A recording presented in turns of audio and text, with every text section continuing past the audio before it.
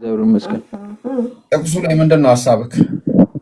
ልክ ነው ያነሳችሁት እኮ ሂድበት፣ አግዘው፣ ልጁን አንጫጩት ብቻውን። ማንን ላግዝ? እኔም አላምንበት። ግን እዚህ ጋር አንዴ መናገር እችላለሁ እባክህን?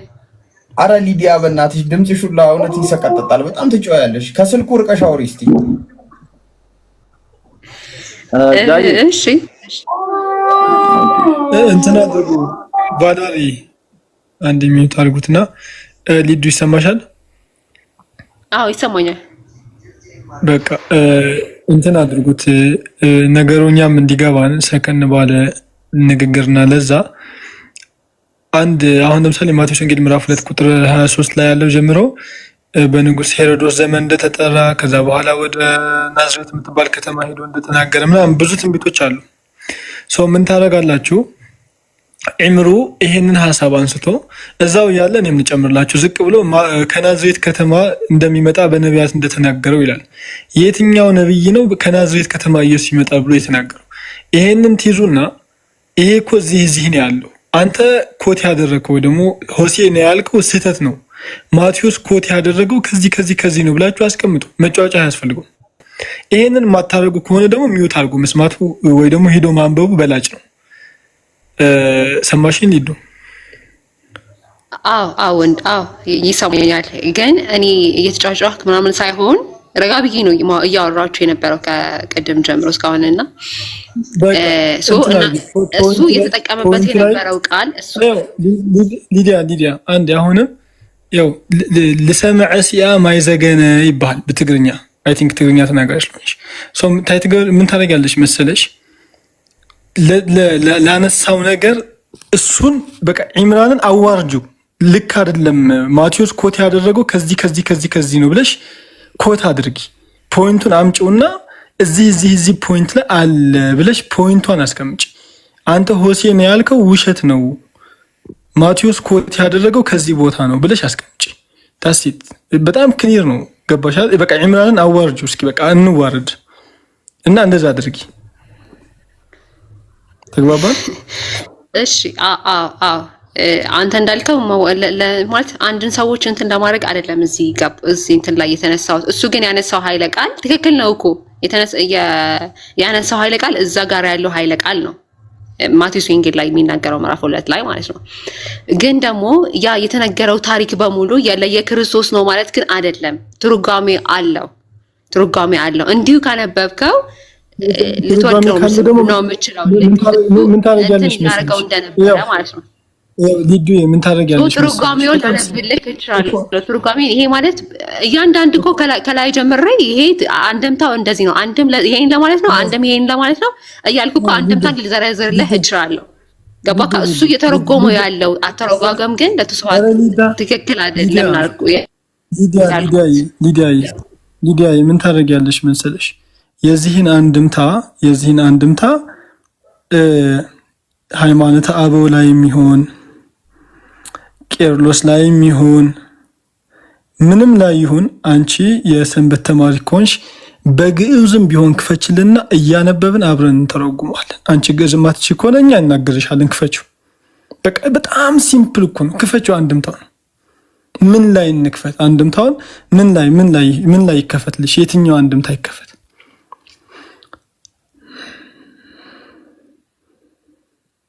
ሊዱ አንድምታውን ንገሪ። እሺ የመጽሐፍ ቅዱስ አንድምታ አለ። የመጽሐፍ ቅዱስ አንድምታ አለ። የትንቢት አንድምታው ላይ ለምን ይሄ ነገር ይሄ ኃይለ ቃል ምን የሚለውን እኮ ለዚህም አንድም ብሎ የሚዘረዝር መጽሐፍ አለ። በዛ ነው ይሄ ማለት ለዚህ ነው፣ ይሄ ማለት ለዚህ ነው ብለው አንድም ብዬ ላስቀምጥልህ እችላለሁ። ሶ ክፈቺው ካልከኝ አንተ ጋር ያለ አይመስለኝም። ሶ እኔ እንዴት ስክሪንሾት አድርጌ ላምጣው እችላለሁ። ሊዱ አንድምታውን ክፈቺውና እናንብበው። በቃ ደስ በጣም ክሊር ነው አይደል? አይ ቲንክ ክፈቺው። እሺ ልክፈተው።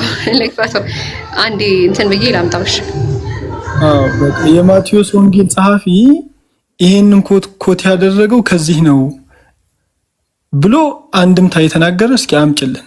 በቃ ሰምታችኋል አይደል? የማቴዎስ ወንጌል ጸሐፊ ይሄንን ጥቅስ ያመጣው ከብሉይ ኪዳን ከዚህ ቦታ የማቴዎስ ወንጌል አይደለም ያልኩህ። የማቴዎስ ወንጌል ሳይሆን ትንቢተ ሆሴዕ አሁን እያነበበው የነበረው ኃይለ ቃል ታሪክ እሱን ነው ማመጣልህ። ምን አገባ? አንድም ታሪኩ የማን እንደሆነ አይደለም አያያዘው እኮ ክርስቶስ ጣዖት እያለ ለተስዋት ክርስቶስ ጣዖት ምናምን ያለው እዚህ ጋር ነው። እዚህ ጋር ምዕራፉ ላይ ስለ ክርስቶስ ስለ ጣዖት አምላኪነት ነው እያወራ ያለው የሚል ንግግር እኮ ነው የተነገረ የነበረው። ሰው እኔ ተቃወምኩ ደግሞ ለሱ ንግግር ነው። ሊዲያ እንዲህ ልትነግረኝ እኮ አልቻልክም። ጓልማ እድብ ተበለት ይጽቡቅ ስኸኒ ልክተናገር እሺ ልኾነ ብጣዕሚ ኦቨር ኤግዛግሬት ልኾነ ንግግር ትናገር ላ እንትን ልታረግ አትችልም። እሱን እንትን ልትለኝ አትችልም። ኖርማል በአማርኛ አውራ መስዋዕት እችላለሁ እኮ ቀስ ብለሽ አውሪ። በቃ ቶኒሽን ቀነሳ እና ቀስ ብዬ እኮ እያወራ ያለሁት አይደለም። ይሆን አግሬሲቭ ሆነሻል። አሁን ፖይንቱ ምን መሰለሽ? ምን ታረጊልናለሽ መሰለሽ? የማቴዎስ ወንጌል ጸሐፊ ያንን ጥቅስ ከየት ኮት እንዳደረገው የቤተ ክርስቲያን አባቶችሽን ሂጅና አንድምታውን ከፍተሽ የማቴዎስ ወንጌል ጸሐፊ ይሄንን ጥቅስ ያመጣው ከዚህ ነው የሚለውን ነገር አሳይን። ታስ በጣም ክሊር ነው፣ በጣም ላውድ ነው። ተግባባን? የማቴዎስ ወንጌል ጸሐፊ ይሄንን ኮት ማቴዎስ ወንጌል ምዕራፍ 2 ያለውን ማቴዎስ ወንጌል ምዕራፍ 2:23 ላይ ያለውን ምዕራፍ 2ን በሙሉ ከየት ነው ኮት አድርጎ እየተናገረ ያለው የሚለውን ነገር የማቴዎስ ወንጌል ጸሐፊን አምጭልን። ወተወልደ እግዚእ ኢየሱስ ክርስቶስ በቤተልሔም ዘይሁዳ በመዋዕለ ሄሮድስ ንጉሥ የሚለውን ሙሉ ታሪኩን አምጭልን። እንዘ ብሉ አይተ ሃሎ በዘተወልደ ንጉሥ አይሁዳ አለ የሚለው ሐሙዮ እንደዛ ነው የሚለው አለ። እስመሪና ኮከበ ዘየሁ በምስራቀ ወመጻና ከመንሰገድ ምናምን የሚለው ማለት እሱን ክፈችና ይሄንን ጥቅስ ከዚህ ቦታ ነው ያመጣው የሚለውን ነገር አሳይን። ታስይት በቃ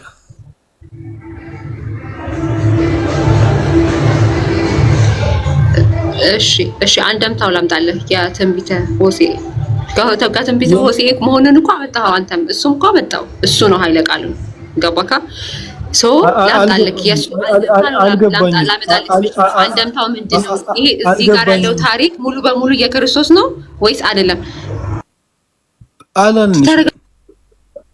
አላልንሽም። እንዴት አድርሽ እንጣጥዕነት ተረጋጋና ስማኝ። ምንድነው የጠየቅንሽ ጥያቄ? ለመጨረሻ ጊዜ ባይዞ የመጨረሻ ጥያቄ ነው የምጠይቅሽ። ኢምሩ የጠየቅሽ ጥያቄ እኛ ያነሳንሽ ጥያቄ ምንድነው? ስለ ክርስቶስ ወደ ግብጽ መሄዱን ይሄ ደግሞ ትንቢት የተነገረ መሆኑ መረጃ የት ነው ብለህ ጠየቅ። አይደለም። እሺ ጥያቄው ምንድነው? አዎ ትንቢተ ማቴዎስ ወንጌል ምዕራፍ 2 ያለውን ማቴዎስ ጸሐፊ ከየት ነው ያመጣው? ከትንቢተ ሆሴዕ ማስረጃ ወጪና አሳይ። አንድምታ ስትይ ስለነበር አንድምታውን ከፍተሽ አሳይ። አዎ የትንቢተ ሆሴዕ ነው አንድምታው ማመጣልክ። እሱ እየተናገረው የነበረው ኃይለ ቃሎች የማቴዎስ ወንጌል ጸሐፊ ከየት እንዳመጣው የሚያሳየውን አንድምታ ክፈችና አሳይን። አንድምታ ስትይ ስለነበር አንድምታውን ከፍተሽ አሳይ። እሺ ላውጣ እስከዛ በቃ ምታልሽ እንዲህ ሜሮን በስንት ጣዕሙ ይምሩ ቀጥል። ሜሮን ትግደለኝ ይላል። ጀዛከላ መሄር ወላሂ በጣም አድርገህ በቃ ዘቀ ፖይንቱ ይሄ ነው። ከቱ ዘ ፖይንት ነው በደንብ የነገርክልኝና በቃ አሁን ሊዳ ማስረጃ እንጠብቃለን ካንቺ ካለመጣሽ ስቲል ሆሴዕ ያለው ስለ ኢየሱስ ሊሆን ነው which means እዛ ጥቅሱ ላይ ጣዖት አምላኪ ይላል። ጣዖት አምላኪ ሊሆን ነው። ሶ አምላክሽን ማዳን አለብሽ። ጀዛከላ እሺ ሊዳርን አንተ ራስ ታወራታለህ ከመጣች እሺ ማሂሮኒ እሷ ጋር ይበቃኛል። ማሂር እንትና ትግደለ የመጣ እሺ እስከዛው ማኖፍ ለሷ አንድ ጥያቄ ልስጠው። ማኖፍ ዘ ቤስት ማኖፍ ቤስት ነው የሚለው ይሰማሃል ወገናችን ከስር ያለው እሺ ያንተ የቤት ስራ ደግሞ ምን ይላል መሰለህ እዛው ላይ ላምብብልህ በጣም ይገርማል። እዚህ ጋር ደግሞ ያለው ናዝራዊ በነቢያት ናዝራዊ ቁጥር ስንት ነበረ? እሺ ወይም በእንትን ቁጥርሻው 23 ነው። በቃ ቆይ አንዴ ቁጥር 23 እጃ ማውጣት የምትችል ከሆነ ክፈተው። ምዕራፍ 2 ቁጥር 23 እኔ ቀደም እንዲያወጣ አገኘሁት። እሺ ወደ ገሊላ ሀገር ሄደ፣ በነቢያት ናዝራዊ ይባላል የተባለው ይፈጸም ዘንድ ናዝሬት ወደምትባል ከተማ መጥቶ ኖረ ይላል። ማን ኦፍ ዘ ቤስት ኢየሱስ ወደ ናዝሬት ሄደው ለምንድን ነው? ማቴዎስ ስንት ላይ ነው? ማቴዎስ ምዕራፍ 2 ቁጥር 23 ያው ካሜራን ክፈትልኝ። ያው ናዝራዊ የተባለው ይፈጸም ዘንድ ወደ ናዝሬት ሄደ ይላል። አየው ወይስ በደንብ ላቅርብልህ? አይ ይታያል። እሺ ችግር የለም።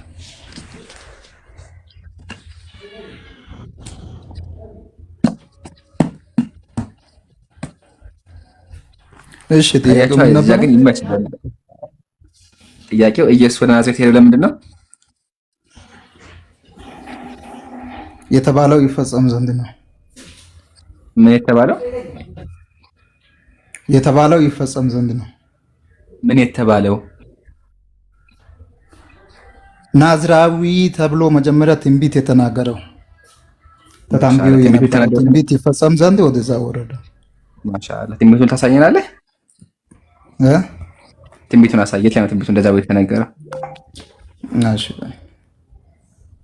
ማን ኦፍ ዘ ቤስት ይሄን ትንቢት ከመጽሐፍ ቅዱስ ካመጣህልኝ እኔም ጃም ማሂርም ቤታችንን ዘግተን አካውንታችንን ሽጠን እንጠፋለን ከቲክቶክ አካውንት ይሸጥና ወይም ደግሞ አንድ ነገር ልንገርህ።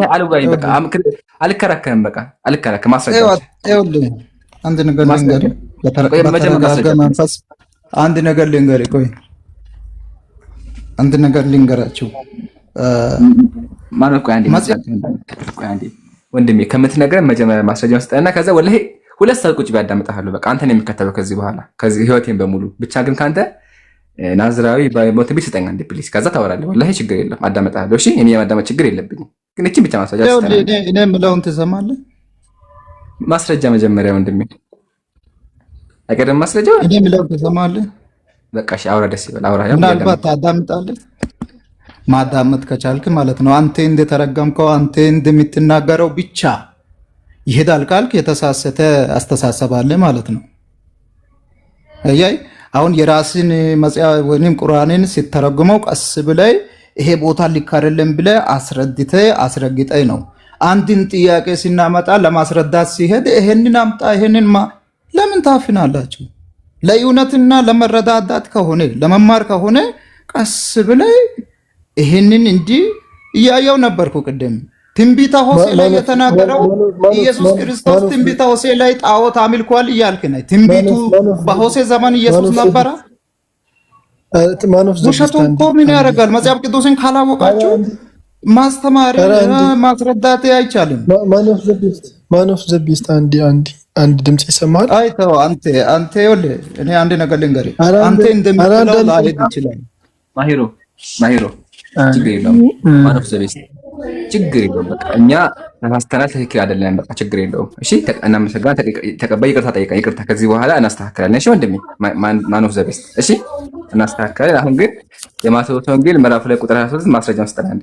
ችግር የለውም። እሺ ይሄንን ማስረጃ እያልክ ስለ መጽሐፋችን አንተ እንኳን ይኸውልህ ልንገርህ ኢየሱስ ክርስቶስ በሆሴዕ ላይ ጣዖትን አምልኳል እያልክ በሆሴዕ ዘመን ኢየሱስ ነበረ? ይሄንን መረጃ ካልሆነ ማቴዎስ አሽቷል። አንተ የራስህ መረጃ አምጣ። ኢየሱስ ክርስቶስ በሆሴዕ ላይ ጣዖትን አምልኳል የሚለው ስለዚህ ማቴዎስ አሽቷል። አንዴ ረጋ በል። ሲጀመር አንተ ጥያቄ እሱ አልነበረም። ለምን ረጋ አትልም? ኢየሱስ ክርስቶስ በሆሴዕ ዘመን ነበረ? አልነበረም። ማቴዎስ ነው ያሸው። የት ነው ጣዖትን ያመለከው? ማቴዎስ አሸ። ማቴዎስ መጥቶ ያ ትንቢት የሚያየው ሆሴዕ ላይ ያለው ስለ ኢየሱስ ነው አለ። ማቴዎስ ነው ያለው። ማቴዎስ ሄዳ አውራው። እኔ አይመለከተኝም። የመጽሐፍ ቅዱስ ጸሐፊ ከመቃብር አውጣውና አውራው። እኔ አይመለከተኝም። አንደኛ። ሁለተኛ አንተ ጥያቄ እሱ ያንተ ጥያቄ ምንድን ነው? አልገባህም እኮ ስለ መጽሐፉ አልገባህም ማለት ነው። ያንተ ጥያቄ እሱ አይደለም። የጠየቁት ጥያቄ እሱ አይደለም። አይመለከትህም። ረጋ በል። አይመለከትህም። ውሸትን ተናግረህ ለምን ታልፋለህ? አንተ የጠየቁት እሺ፣ በቃ አንተ እሺ፣ አርመን በቃ አርመንና ከዛ ሁለተኛ ጥያቄ ጠይቅ። ውሸትን መጽሐፍ ቅዱስ ያላለውን ኢየሱስ ክርስቶስ በሆሴዕ ላይ ጣዖትን አምልኳል የሚል ማን ኦፍ ዘ ቢስት በቃ አንዴ አዳምጥኝ ሰከን ብለህ ይኸው እሱ የክፍል ስራ ለሊዲያ ተሰጥቷታልና ሊዲያ አንተ መልሱን ከነገርካት እንዳትኮርጅ፣ እሷ ኮርጃ ሰነፍ ተማሪ እንዳትሆን የክፍል ስራ ለእሷ ስለተሰጣት እሷ የክፍል ስራውን ሰርታ ስትመጣ አንተም እያገዝካት አብራችሁ ትመልሳላችሁ። አሁን ደግሞ ለአንተ ሌላ የክፍል ስራ ተሰጥቷል። ምንድነው የተሰጠ? ዮሐንስ ወንጌል ምዕራፍ 2 ቁጥር 23 ላይ ያለውን በነቢያት የተነገረው ይፈጸም ዘንድ ስላለ የትኛው ነብይ ነው እንደዛ ብሎ የተናገረው የሚለውን ጥያቄ ደግሞ ለአንተ ጠይቋል። አሁን አንተም የክፍል ስራውን ስራና ከዛ በኋላ መልሱን አብራችሁ ትመልሳላችሁ። አሁን ሊዲያ እንዳትቆርጅ እሺ። ካንተ ስለው ብራዘር ይወደ አንድ ነገር ልንገርህ። ስለ መጽሐፉ ዲቴል፣ ስለ መጽሐፉ አተረጓጎም፣ ስለ መጽሐፉ ፍቺ አውቃችሁ ቢጠይቁኝ መጽሐፉን በትክክል እያስረዳችሁ ቢትነግሩኝ ለሊዲያ የነገራችሁትን ይቀበላል። ልንገሪ አንዴ አዳምጠኝ የጌታ ሰው አንዴ አዳምጠኝ። አንዴ ተረጋጋ የጌታ ሰው ተረጋጋ። አሁን አንተ አስረግጠህ እንዲቴል በዲቴል በቃ አስረግጠህ ማለት ነው በዲቴል መጽሐፉን አብጠርጥረህ በማስረጃ ከፍተህ ትንቢት ማቴዎስ ወንጌል ምዕራፍ 2 ቁጥር 23 ላይ ያለውን የትኛው ነብይ ነው እንደዛ ብሎ ትንቢት የተናገረው የሚለውን አምጣልህ። እሱን እስከማመጣ ድረስ እኔ አመጣለሁ። እኔ ከመምጣቱ በፊት ኢየሱስ ክርስቶስ በሆሴዕ ላይ ትንቢት ተናግሮ በትንቢት ዘመን ጣዖትን አምልኳል የሚለው ኢየሱስ ተገኘ እዛ ጋር ለእስራኤል ልጆች የተናገረው ቃሉን እንዴት እዛ ጋር ይላል? በቃ ተሳስተን ነው። አምጣ አንተ ተሳስታችሁ ከሆነ አመጣልህ አለ እኮ እኔ ያለ ተሳስተሃል ይልሃልና እንደው ያጃማይታችሁ እንደዚህ ናቸው። በቃ ግራ ገባኝ እኮ አሁን እንዴት ብለን የምንግባባው? ጥያቄያችን ትንቢቱን አምጣ ወላሂ እንደሚያመጣ ምንድን ነው የሚባለው? ባለ መቼም ስለማያመጣው ልንገራችሁ፣ መቼም ስለማያመጣ ነው። ስለዚህ ያለው አማጭ መከራከርና መጮህ ነው። ምን ሆኖ ነው? ግራ ገባኝ እኮ እኔም የዛሬው ሊዲያ ደግሞ የክፍል ስራውን ሰርተሽ ጨርሽ ቶሎ በይ።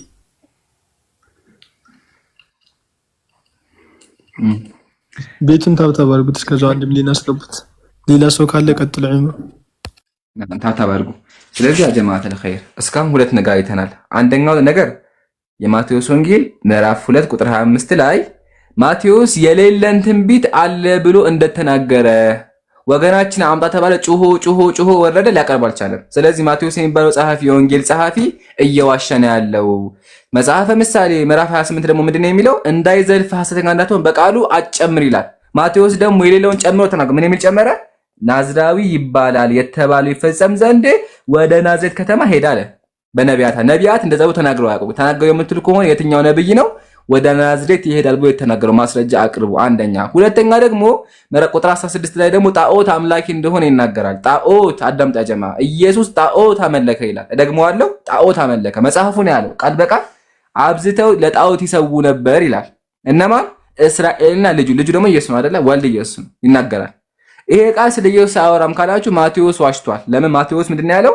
ልጄን ወደ ግብጽ ጠራሁት የተባለው ይፈጸም ዘንድ ኢየሱስ ወደ ግብጽ ይሄዳል። ኢየሱስ ወደ ግብጽ ሄደው ለምንድን ነው? እግዚአብሔር ጠራሁት የተባለው እንዲፈጸም ነው አለ። ይሄ ትንቢት ደግሞ ስለ ኢየሱስ እንደሚያወራ ከገዛ መጽሐፋቸው ያው ከመጽሐፍ ቅዱሳቸው አይን ያለው ይመለከት ያው መጽሐፍ ቅዱሳቸውን ከፍተን አሳይተናል። እዚህ ጋር አሳይተናል። ሆሴዕ ላይ እንደሚያወራ አሳይተናል። እስካሁን መልሱ ጩኸት ብቻ ነው። ጩኸት ብቻ። የቀደመው ሴት ጮሃ ወረደች። አሁንም ደግሞ ጮሆ ወረደ። ሶስተኛ ካለ ይግባ። ሶስተኛ እሺ እንትን ክርስቲያኖች እስኪገቡ ድረስ ቫላር እንደዚህ ተጽፎ በብሉይ ኪዳን ለክርስቶስ የተቀመጡ ትንቢቶች ካሉ አንድ ሁለት ነገርንና እንየው ዝም ብለን ከምንቀመጥ ክርስቲያኖች። ቫላር አለክ? አይ ቲንክ ታይቷል። በቃ ይምሩ ቀጥሉ። አለክ ቫላር አለ። በቃ እንደዚህ ኤኒዌይስ እንደዛ የለም። አንደኛ ታውቃለህ የማቴዎስ ወንጌል ኮንትራዲክት ያደርጋል ብዙ ጊዜ ሲጽፍ ኮንሰንትሬት የሚያደርገው የብሉይ ኪዳኑ ጥቅስ በቃ እግዚአብሔር እንዳለው መጽሐፍት እንዳለው ትንቢት እንዳለው ምናምን ነገር ለማለት ነውና ማቴዎስ ለምሳሌ ሆሴዕ ላይ ቅድም የጠቀሳችሁትን ጥቅስ ለማሳካት ብሎ ሌሎች ጎስፔሎች ያልጠቀሱትን ወዴት ወሰደው? ወደ ግብጽ ወሰደው። ገብቷል። ሲቀጥል ደግሞ ሂስቶሪካሊ ራሱ በማቴዎስ ወንጌል ላይ እንደተጠቀሰው ሄሮድስ ህፃናትን አልጨፈጨፈም። ይሄ ሂስቶሪካሊ የተቀመጠ ታሪክ ነው። እነሆ ራማ ራሄል ባለቀሰች አይነት ነገር ኦልድ ቴስታመንት ላይ ያለውን ጥቅስ ለማሳካት ሄሮድስ ህፃናትን ገደለ። ሂስትሪም ሁሉ ጊዜ ሪፈር ማድረግ አለብን። ሂስቶሪካልም አልተቀመጠም። ነገር ግን ማቴዎስ ግሪክ ነው። አሁን ለምሳሌ ኦርቶዶክሶች ወይም ፕሮቴስታንቶች ማቴዎስ ቀራጩ ማቴዎስ ነው ከኢየሱስ ጋር ነበረ ብለው ያስባሉ፣ ግን አልነበረም። ገብቷል አይደል? ያን የዕብራውያኑን በዕብራይስጥ ቃል የተጻፈውን ጎስፔል የጻፈውን አይደለም እያልኳለሁ። የግሪክ ቴክስቱን የጻፈው ማቴዎስ ሁልጊዜ የመጽሐፍ ቅዱስ ታሪክ ከፕሮፌሲዎቹ ጋር ለማገጣጠም በቃ ሁልጊዜ ሲዳክር ነው የሚውለው እና የጠቀሳችሁት ታሪክ በብሉይ ኪዳን ላይ መሲሁ ናዝራዊ ተብሎ ይጠራል የሚል ቃል የለም። ማቴዎስ ሚስ ያደረገው ነገር ምንድነው? የእሴይ ለምሳሌ በዕብራይስጥ ቃል ኔዘር ይባላል። ኔዘር ማለት ብራንች ማለት ነው፣ ቁጥቋጦ ማለት ነው። ገብቷል አይደል? እነሆ ከእሴይ ቁጥቋጦ ይወጣል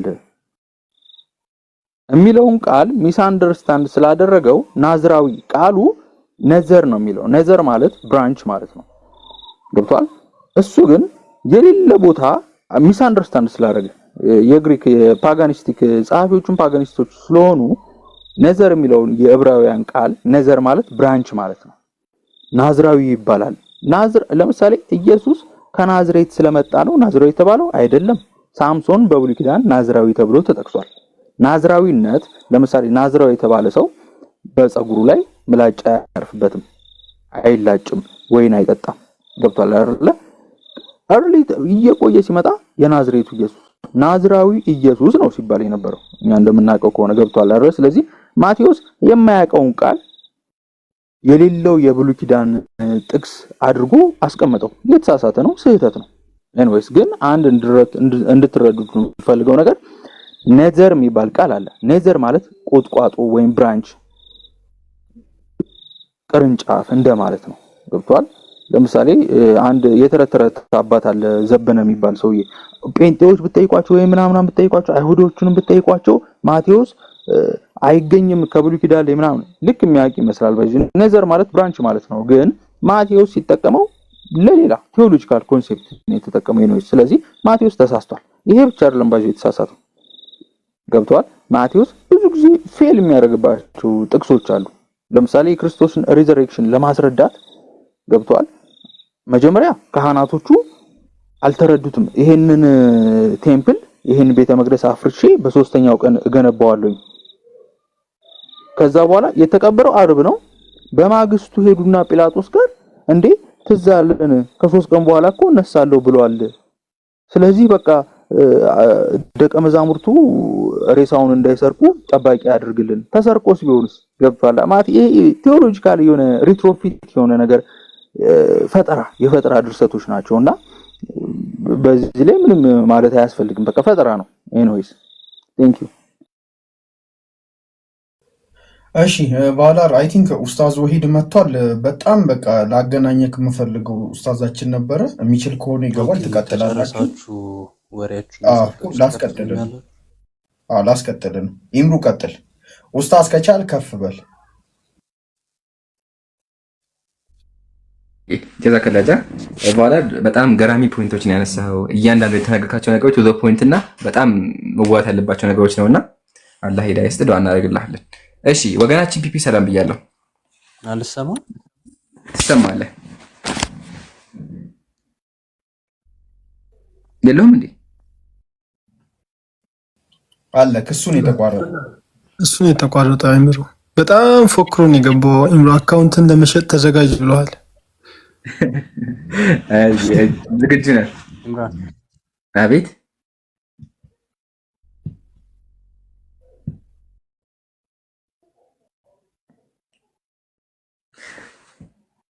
ምንድን ነው የተከናወነ ያለው?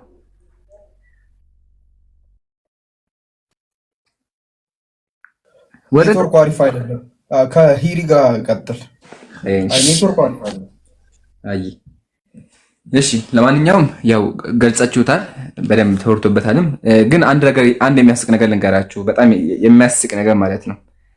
አሁን ገልጾላችኋል። ማቴዎስ የሌለውን ነገር አለ ብሎ ተናገረ። ምን የሚለው በነቢያት ናዝራዊ ይባላል አለ። በነቢያት ተብሎ የተጻፈው አለ።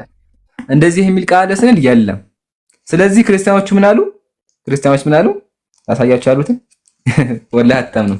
ይህን ቢበል ጥሩ ነው። መጽሐፉ ተቃጥሎ ጠፍቷል አሉ። ተመልከቱ። ልጄ እንደ ናዝራዊ ይባላል ተብሎ በነብይ የተነገረው ይደርስ ይፈጸም ዘንድ አለ። እንዲህ የሚል ወዴት አለ ቢሉ በፄባው ጠፍቷል አሉ። ጠፍቷል። ስለዚህ መልሱ ምንድነው?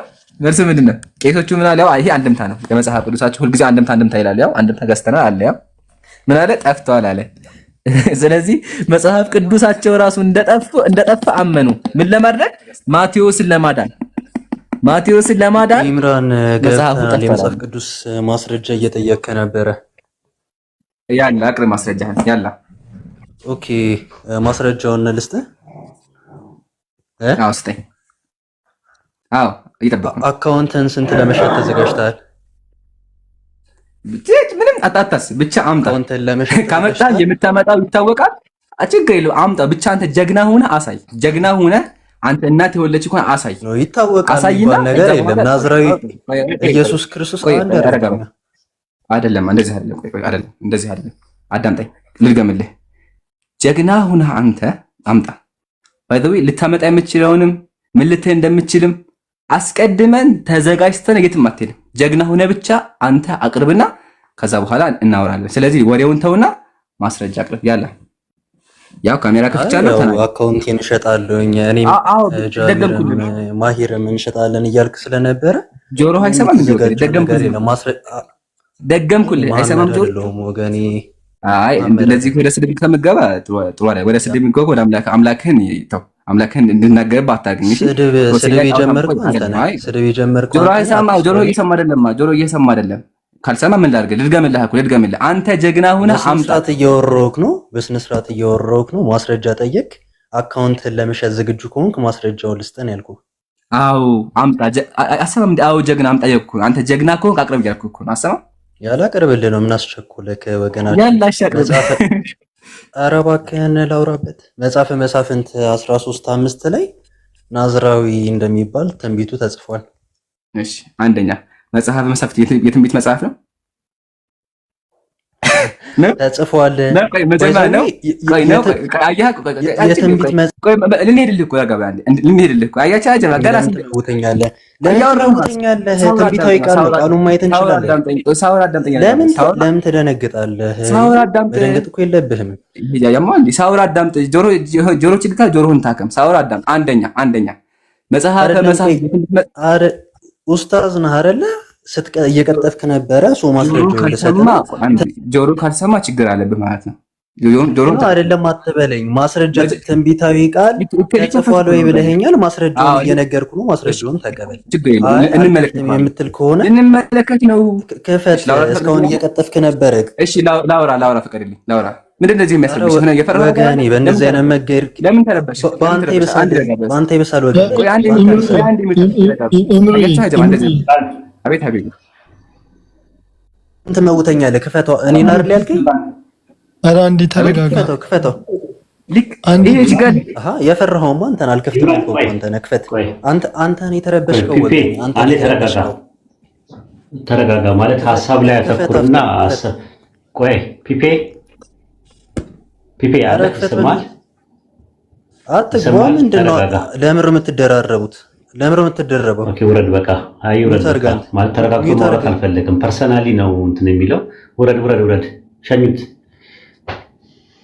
እኔ ፐርሰናሊ ምክንያቱም ፐርሰናሊ ትታችሁ ጥቅሱን አውጥተህ ተነጋገር። የመሳፍንት ላይ ያለውን ልልህ ነው የገባሁት እኔ፣ ሌላ ነገር አይደለም። የሆነ ፖለቲካና መልክ ለመስራት አትችልም። እንደዚህ ማለት አንድ ድል ነስተህ ታስተካክላለህ። አንድ ድል ነስተህ እናስገባው። አንድ ድል ነስተው ኡስታዝ አንዴ ከመግባቱ በፊት ፖይንቶችን ላስቀምጥ አንዴ ኡስታዝ። ኦኬ ከዛ ይገባል። ያ ጀማዓት አያችሁ፣ እንደዚህ ነው መጮህ መሳደብ ነው መልሳቸው ማለት ነው። አንደኛ መጽሐፈ ሳሙኤል የትንቢት መጽሐፍ ነው ያልኩት። ለምን እዚህ ጋር ወገቡ እንደሚይዝ ያውቃል። እንትና ማቴዎስ ምንድን ነው ያለው? በነብይ እንደተባለው ተናጋሪው ማን ነው? ነብይ ነው። በደንብ ያዙልኝ። ተናጋሪው ማን? ነብይ ነው። በነብይ ነው ያለው። ግን መጽሐፈ መሳፍንት ጸሐፊውም ነብይ አይደለም፣ የትንቢትን መጽሐፍ አይደለም። 4 ነጥብ። መጽሐፍ ላይ ስለ ኢየሱስ ወይም ስለ መሲሁ የሚነገርም ነገርም የለውም እንጂ ጭራሽ ነው መጽሐፍ ታሪኩን እናውጣለት፣ ችግር የለውም። ይምራን ይዋና እናውጣለት። ሰው የሚያዳምጥ አስገቡትና። እሺ ኡስታዝ ሰላም አለይኩም። ወአለይኩም ሰላም ወራህመቱላሂ ወበረካቱ። ይመቻል እንዴ? ጊዜ አለክ ኡስታዝ? አይ የለኝም። ልጁን ለማረጋጋት ነበር የገባሁት የነበረው። ኧረ አንድ ሰው ላስተዋውቅክ፣ አንድ 5 ደቂቃም ካለክ እኔ ላዳምጥ። ምን ታድርጊ? ልጆች ይተኙና ከዛ በኋላ ላይ እገባለሁ። በኋላ ላይ ማውራት እችላለሁ ብዬ ነው። እሺ ኡስታዝ። እሺ ይምሩ ቀጥሉ። ልጁ ካለ ድጋሚ ይመለስና ረጋ ብሎ የሚያወራ ከሆነ ያወራ፣ የሚሳደብ ከሆነ እኔ ማርሽ እቀይራለሁ ማለት ነው። ከይቅርታ ጋር ማርሽ እቀይራለሁ። ስለዚህ አስገቡት። ካለህ ናገባ ያሁላ ጮቴት ነው። ካለ አስገባው። ጃ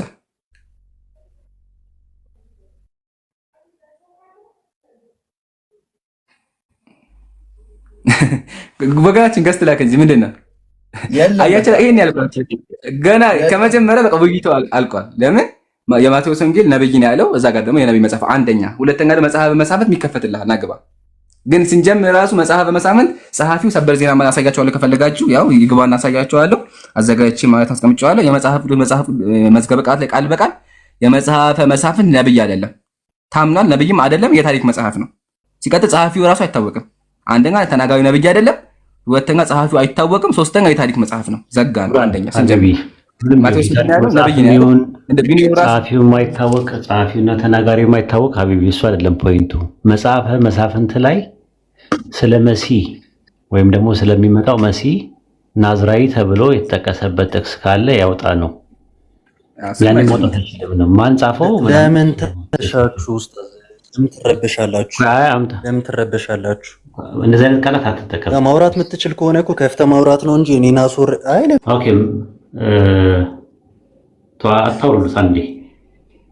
አታውሩት አንዴ ተመለስና አንድ ድል ይሰጣል።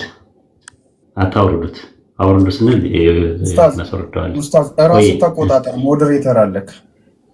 ራሱ እንትን ይበለው፣ ራሱ ያናግረው። እሺ አትንኩት ልጁን እና ላክ። ተረጋጋና አውራ። ተረጋግታችሁ እንድታወሩ ነው ኡስታዝ እያወራክ ያለው። ተረጋጋና እንትን ካለክ ላክ። ሰቢያለሁ።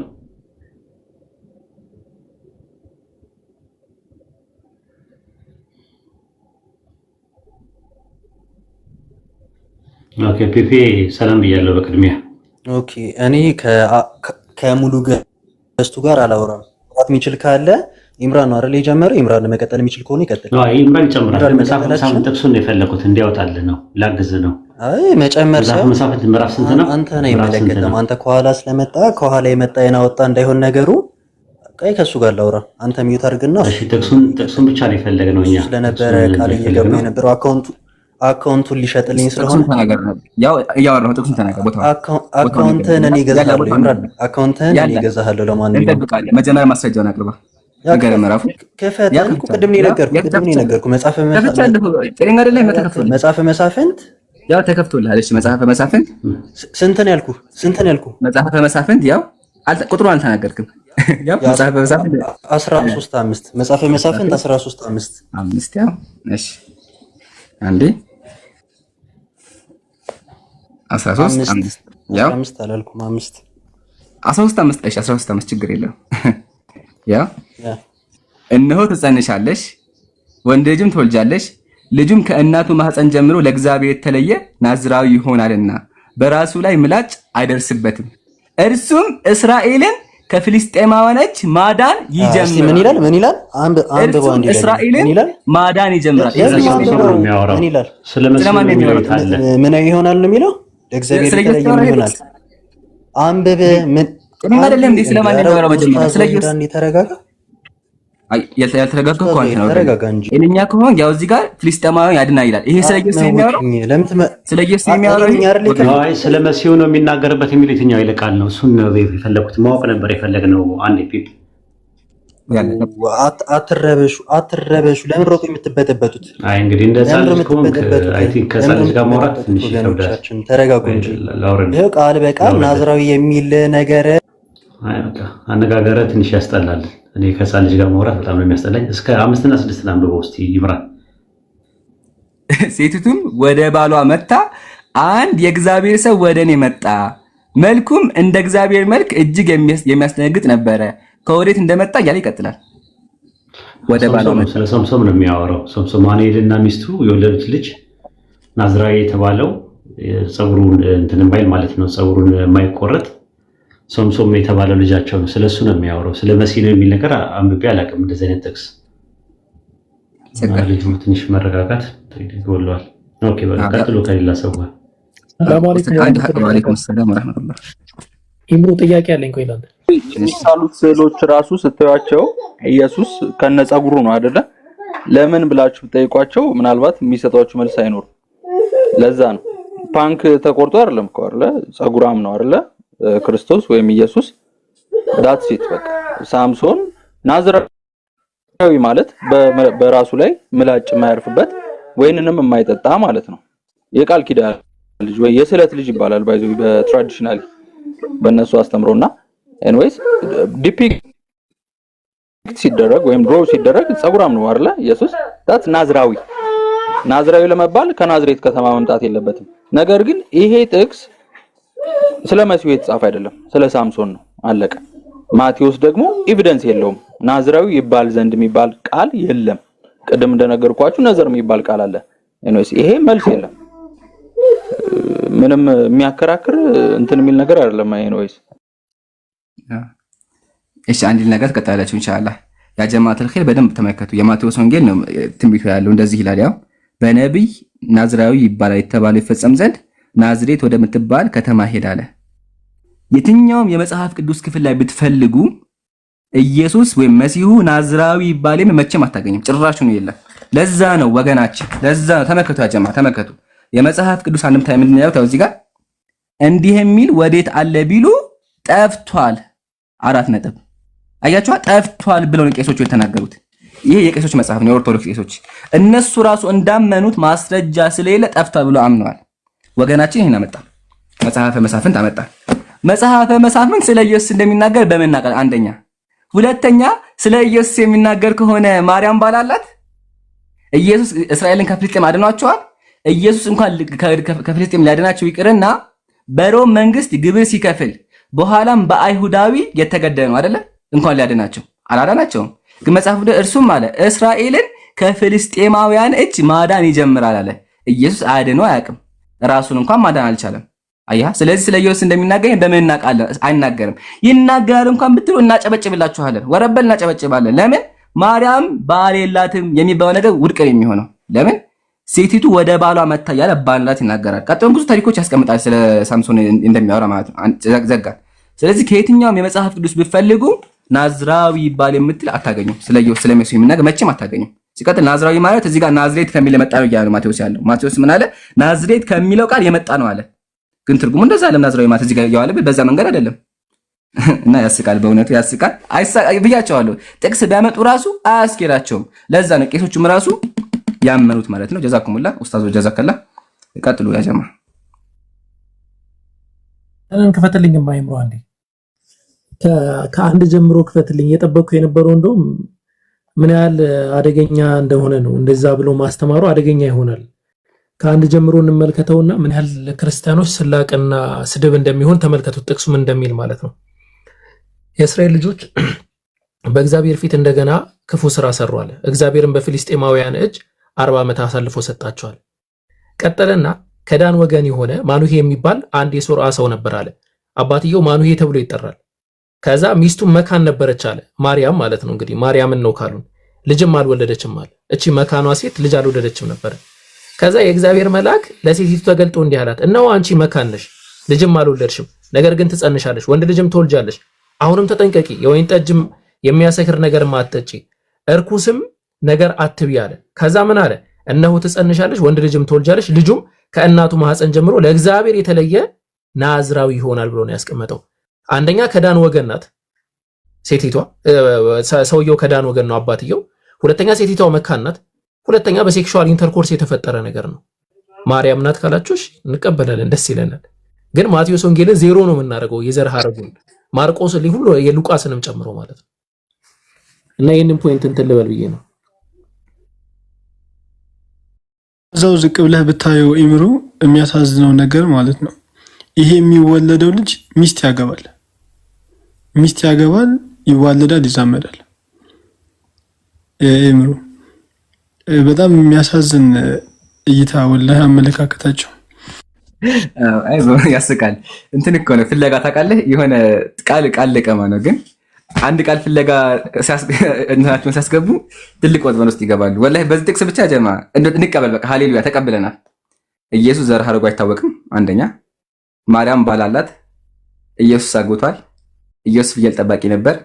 ኢየሱስ ጸጉሯን ያላጭም ነበርና ማርያም ደግሞ ሰካራም ወይም ደግሞ እንዳትጠጣ ተከልክላለች በመጽሐፉ። እሺ ጨርሻለሁ። ቀጥሉ።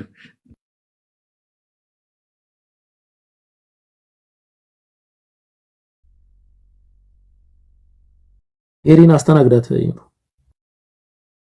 ለምቺ ኮነ ቀጥል ሀቢቢ። አምላካቸው ሊሆን ይችላል እኮ አይደል? አኮርዲንግ ቱ ደም እንደዛ ነው። በቃ አምላክ መጥቶ ሰው ተመስሎ ደክሞት ነበረ፣ ታዘለ ምናምን። አንተ ልጅ እባክህ ሊሆን ይችላል፣ ስላሴ ሊሆኑ ይችላል።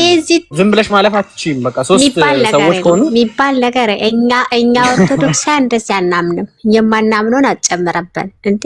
ጸጥ ብዬ ስሰማህ እንደው እንትን አደረከኝ እንዴ። ቀጥል ጌታ ሆይ።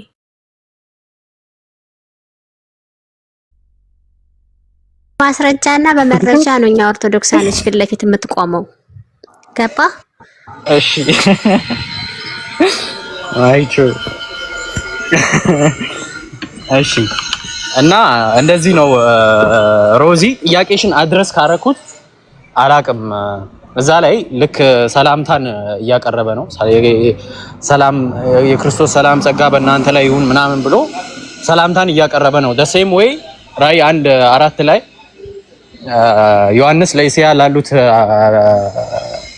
አብያተ ክርስቲያናት ሰላምታን እያቀረበ እንደነበረው ማለት ነው። ፍሮም ብሎ ከ3% ካለውና ከነበረው ከሚመጣውም ከዙፋኑ ፊት ካሉ ከሰባቱ መናፍስትና ከታመነው እንዲሁም ደግሞ ከሙታን በኩር ከሆነው ከኢየሱስ ክርስቶስ ጸጋና ሰላምታን እያቀረበ ከሶስት አካላት ሰላምታን ያቀርባል። ሰባቱ መናፍስት ማለት ሰባቱ መላእክት ናቸው። the seven spirits are the seven angels ብለው ነው አባቶች የፈቱ።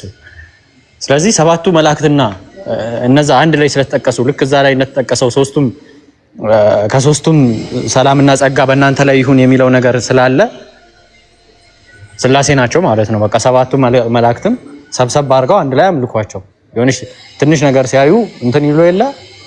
ስለዚህ እነዛን ሰብሰብ አድርገው ያምልኩ። እንደዛ ከሆነ አድረስ አድርጌዋለሁ ጥያቄሽን ሮዚ። ረጅም አወራው ግን አዎ እኔ ምን ለማለት ፈልገው ነው የሚለው ነው እንጂ ስላሴ ያለ ብዬ አይደለም ያሰብኩት። ግን ሰላምታ መሆኑን አሁን ተረዳሁ። ጀዛኩሙላህ ኸይር። ምን አስበው ነው ያልገባው ነገር? እኔ ሮዚዬ እኛ ክርስቲያኖችን ጠይቅን 7 ቁጥር ጻፊ ከታች። እኛ ክርስቲያኖች ቤት መተሽ ስላሴን አስተምሪን ካልሽ ኤርሚ ቤት መተሽ 7 ቁጥር መጻፍ አለብሽ። የኔ ውድ ጌታ እንደምልሽ በደንብ ነው የምንነግርሽ። እሱ እኮ የራሱን መጽሐፍ ቅዱስ ነው የሚያስረዳሽ። እኛን ነው መጠየቅ ያለብሽ። እኛ ክርስቲያኖችን ነው መጠየቅ ያለብሽ። ይሄን ሙስሊሞች እኮ ከጠየቅሻቸው ራሳቸው መጽሐፍ ቅዱስ ነው። ይኸውልሽ አሁን በደንብ አላብራራልሽ። አሁን ይኸውልሽ ከራሱ የጨመረው የመጽሐፍ ቅዱስ ክፍሎች አሉ። ለምሳሌ የራሳቸው የሙስሊሞች መጽሐፍ ቅዱስ የጨመረው አለ። ገባሽ? የለም እናንተ ናችሁ ጨምራችሁ ኦርቶዶክስ ይሄን ጨምሮታል። የለም 66 ላይ የለም። እሺ እኮ ያለውን እኮ መጀመሪያ ጠይቂኝ። ይኸውልሽ እንደዚህ ታምናላችሁ ወይ እናንተ በቅዱስ ቤተክርስቲያናችሁ በእናት ቤተክርስቲያናችሁ እንደዚህ ታመናል ወይ ብለሽ ብትጠይቂኝ እኔ ያለሁኝ እኔ የእናት ልጅ የቤተክርስቲያን ልጅ ማለት ነው እመልሳለሁኝ እንጂ እሱ አሁን መናፍቅ ነው ለኛ። ከየት አንጥቶ ይመልስልሻል? የኔ ውድ እና እኛን ጠይቅን። ሰላም አለይኩም ተመልሷል። እሺ ማሂ ለምን ተጨመረ? የለም እኮ እንትኑ ላይ እንትን 81 ላይ የለም መሰለኝ። የሆነ ፓርት ላይ የለም። ዞሮ አንዱ ላይ አለ፣ አንዱ ላይ የለም። ምኑ ነው ያለው? ግልጽ አድርገሽ ጥያቄ። ማይ ገብቶናል። አንቺ ቃሌት ያሰማልን ገብቶናል። ጃ ቀጥላይ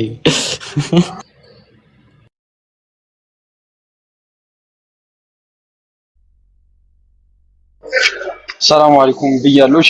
ማሂ እስቲ አንድ ነገር ላሳየሽ። እንግዲህ እስቲ ካወጣልሽ የቀረሽ ሁድ እንትና አውጣልኝ እስቲ ዘዳግም 28 18 28 ቆይ አንዴ በጌታ በኢየሱስ ስም ከአሁን ሰዓት ጀምሮ መንፈስ ቅዱስ በዚህ ቤት መስፈን አለበት፣ መቆጣጠር አለበት፣ ኃይል መቀበል አለብኝ። ዝም ብዬ ካንተ ጋር አላወራም።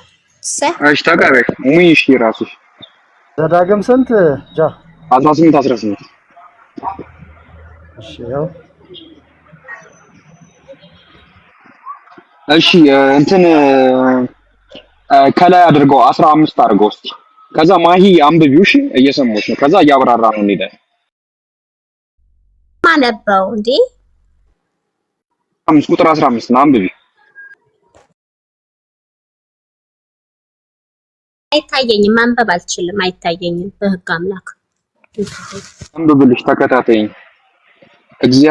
አምላክህን እግዚአብሔር በኮሬብ ስብሰባ ተደርጎ በነበረበት ቀን እንዳልሞት የአምላኬ የእግዚአብሔርን ድምፅ ደግሞ አልስማ፣ ይህች ታላቅ እሳት ደግሞ አለኝ ብለህ እንደለመንከው ሁሉ አምላክ እግዚአብሔር ካንተ መካከል ከወንድሞች እንደኔ ያለ ነብይ ያስነሳልሃል፣ እርሱንም ታደምጣለህ አለ። እዚህ ጋር ነብይ ታስነሳለህ የተባለው እግዚአብሔር ማን ነው? አምላካችን እግዚአብሔር ለሙሴ ነው። ለሙሴ እየነገረው አብ ወልድ መንፈስ ቅዱስ ናቸው። በውስጥ ኦኬ። ስለዚህ ኢየሱስ ራሱን በራሱ አስነስቷል ማለት ነው። በጌታ በኢየሱስ ስም እንደሱ አይደለም። ኢየሱስ ይኸውልህ በስጋ ሲገለጥ እዚህ ጋር ማን አስነሳል? ቅዱስ እግዚአብሔር ነው። እዚህ ጋር ኃይለኛው እግዚአብሔር የትኛው እግዚአብሔር አብ ወልድ መንፈስ ቅዱስ አንድ እግዚአብሔር ገባ እኮ። ስለዚህ እዚህ ጋር ወልድ ማጥፋት እያለ ነው። አንድ እኮ ነው በውስጥ። አንተ ምን ሆነህ ነው? በጣም ነው የሚያሳዝነው። አልገባህም ነገሩ። አንተ መቼም አይገባህም። ኖ እንደዛ ነው ታዲያ። አብ ወልድ መንፈስ ቅዱስ አንድ አምላክ ነው። የምትለያየባቸው የምትበጣጥስበት ነገር የለም። ምክንያቱም ወልድ ኢየሱስ ክርስቶስ በአዲስ ኪዳን ሲመጣ እኮ ዮሐንስ ወንጌል እንጂ በፊት የነበረ ዮሐንስ ወንጌል ምዕራፍ 8 ቁጥር 54 ነው። አውጣለች። እሺ አውጣላት፣ አውጣላት እስኪ። መቼ ጌታ እንደምትቀበሉና ወደ መዳን መቼ እንደምትደርሱ አሳዘናችሁኝ እናንተ ምስኪኖች። ወይኔ እሺ አንብብ ይሄንን። እሺ ራስሽ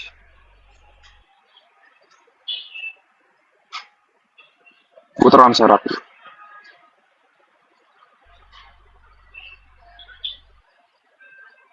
ማነብልህ ኢየሱስን መልሱ ከሚለው ቁጥር 54 አይታየኝም። እንደማላነብ ኧረ እንደው አይታየኝም አልኩህ እኮ። እሺ ኢየሱስም መለሰ አለም እኔ ራሴን ባከብር ክብሬ ከንቱ ነው፣ የሚያከብረኝ እናንተ አምላካችን የምትሉት አባቴ ነው አለ። አይሁዳውያን አምላካችን የሚሉት ማንን ነበረ? ማንን? ኢየሱስን። ኢየሱስ ደግሞ የኔን አባት ነው አምላካችን የምትሉት እያለ ነው። አብን ነው አምላካችን። ይኸውልህ አባት፣ ይኸውልህ አዳምጥ። አሁን ይኸውልህ እዚህ ጋር አንድ ነገር አለ። እናንተ በጣም የምትቸገሩበት ነገር አንድ ነገር አለ። ይኸውልህ ኢየሱስ ክርስቶስ አይሁዳውያን ማለት ነው። ከላይ የምጽፍልኝ ሰውዬ ናና እዚህ ተከራከር። እኔ ምን አገባኝ ታዲያ? እንዴ ጉድፈላ ትክክል አይደለሽ የሚለኛል። እና ይኸውልህ ሰማ ዝም በል። ይኸውልህ አምላካችን እዚህ ጋር በጣም እናንተ የምትሳሳቱት ኢየሱስ ክርስቶስ እውነት ነው ከራሴ እዚህ ጋር እውነት ነው ክብር ራሱን ሊያከብር እንዳልመጣ ግልጽ ነው አይደል? እንደጃ ይሄን እንተማመናለን። ክርስቶስ ራሱን ሊያዋርድ ራሱን ስለ ክብሩ አይደለም ጥያቄ። አይሁዳውያን አምላካችን የሚሉት ማን ነው? አብን ነው? ወልድን ነው? መንፈስ ቅዱስ ነው ወይስ ሶስቱንም ነው? እነሱ አያውቁትም እንጂ ኢየሱስን ነው ግን አያውቁትም እነሱ። ለነሱ ደግሞ አልነገራቸውም። አየው እየነገራቸው እኮ ነው። እሱ እኮ ኮንፈርም እያደረጋቸው ነው። እናንተ አምላካችን የምትሉት አብን ነው አለ። እናንተ ደግሞ አምላካችን የምትሉት ያኛው አብ የኔ አባት ነው አለ። ይሄን እኮ ነው እያወራ ያለው። አይሁዳውያን አብ ወልድ መንፈስ ቅዱስን አምላካችን ብለው አያውቁም። ይሄ ኢየሱስ ነው የተናገረው። እኮ እነሱ አምላካችሁ ነኝ ካላቸው ይገሉታል፣ ያጠፉታል። እነዛ ሰዎች መውገር ነው ስራቸው፣ መግደል ነው ስራቸው። እሱ ደግሞ የመጣበት ዓላማ አለው ነው። ከመገደል መጀመሪያ እንትን አላለም እንደናንተ ማለት ነው። ግን እሱ ምን አለ? እናንተ አምላካችን የምትሉት ለኔ አባቴ ነው አለ። እነሱ አምላካችን የሚሉት አብ ወልድ መንፈስ ቅዱስ ሲሆን አብን ብቻ ነበር አምላካችን የሚሉት። ይሄ እንዲህ ነው የሚለው። እንግዲህ እሱን እኮ እንቀበላለን። እኛ እኮ ሳንቀበል ቀርተን አይደለም። አባቴ ስላች አብ አባትን ነው አባቴ አምላካችን የሚሉት። ግን በቃ ወልድን አምላካችን ብሎ ያውቃሉ። ለምንድን ነው እሺ ታዲያ? እኔ ዮሐንስ ወንጌል እዚሁ ላይ ማለት ነው ከአብርሃም በፊት ነበርኩኝ እንኳን ብሎ ሲላቸው እኮ ሊወግሩት ድንጋይ ያነሱት እኮ እንዴት ከአብርሃም በፊት ነበርኩ ትላለህ? 50 አብራራላችሁ። ምን ያልከው አብራራላችሁ። እነሱ እኮ አሁን ለምሳሌ አንቺ ምን ይላል መሰለሽ ኤፌሶን ላይ በስሙ የተጠራን ቅዱሳን እንሆን ዘንድ ዓለም ከመመረጡ በፊት በክርስቶስ መረጠን ይላል። የተመረጠው ማን ነው?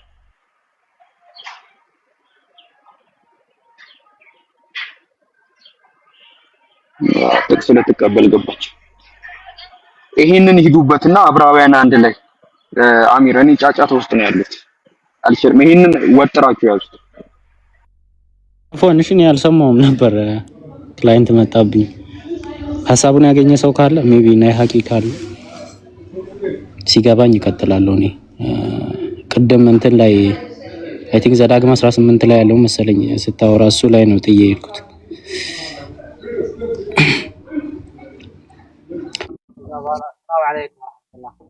አለይኩም ሰላም ወራህመቱላህ።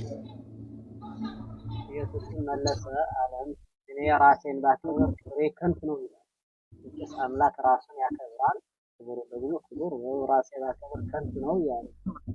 ራሱ ቢያከብር ክቡር ከንቱ የሆነው ሌላ አክባሪ የሚፈልግ እሱን የሚያከብር ደግሞ አለ። ራሱን በካከበረ ከንቱ ክብሩ ከንቱ ከሆነ ታዲያ እሱን የሚያከብር ሌላ ነው ማለት ነው። ያ የሚያከብር ሌላ ማለት ነው።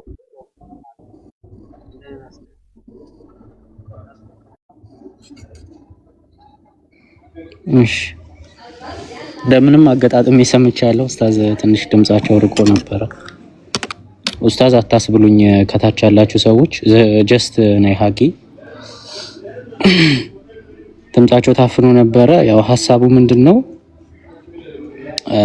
ኢየሱስ ክርስቶስ ስለ ራሴን ባከብር ክብሬ ከንቱ ነው ይላል። ራሱን የሚያከብርና ራሱን ሲያከብር ክብሩ ከንቱ የሚሆን ከሆነ ራሱን የሚያከብረው ሌላ አምላክ አለ። እሱን የሚያከብረው ሌላ አምላክ አለ። እዚያ ማን ነው? አይ ቲንክ እንደዛ መሰለኝ ፋምኖት ሚስቴክ ነውና ከዚህ ጋር ተያይዞ ሌላም ጥቅስ አለና ኢየሱስ ክርስቶስ ዮሐንስ ወንጌል ምዕራፍ 5 ላይ እኔ ስለራሴ በመሰክር ምስክርነቴ እውነት አይደለም ይላል። እኔ ስለራሴ በመሰክር ምስክርነቴ እውነት አይደለም ይላል።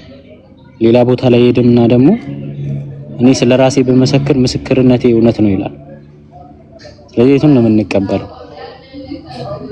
ክርስቶስ ስለራሱ ሲመሰክር ምስክርነቱ እውነት ነው ወይስ ስለራሱ ሲመሰክር ምስክርነቱ እውነት አይደለም?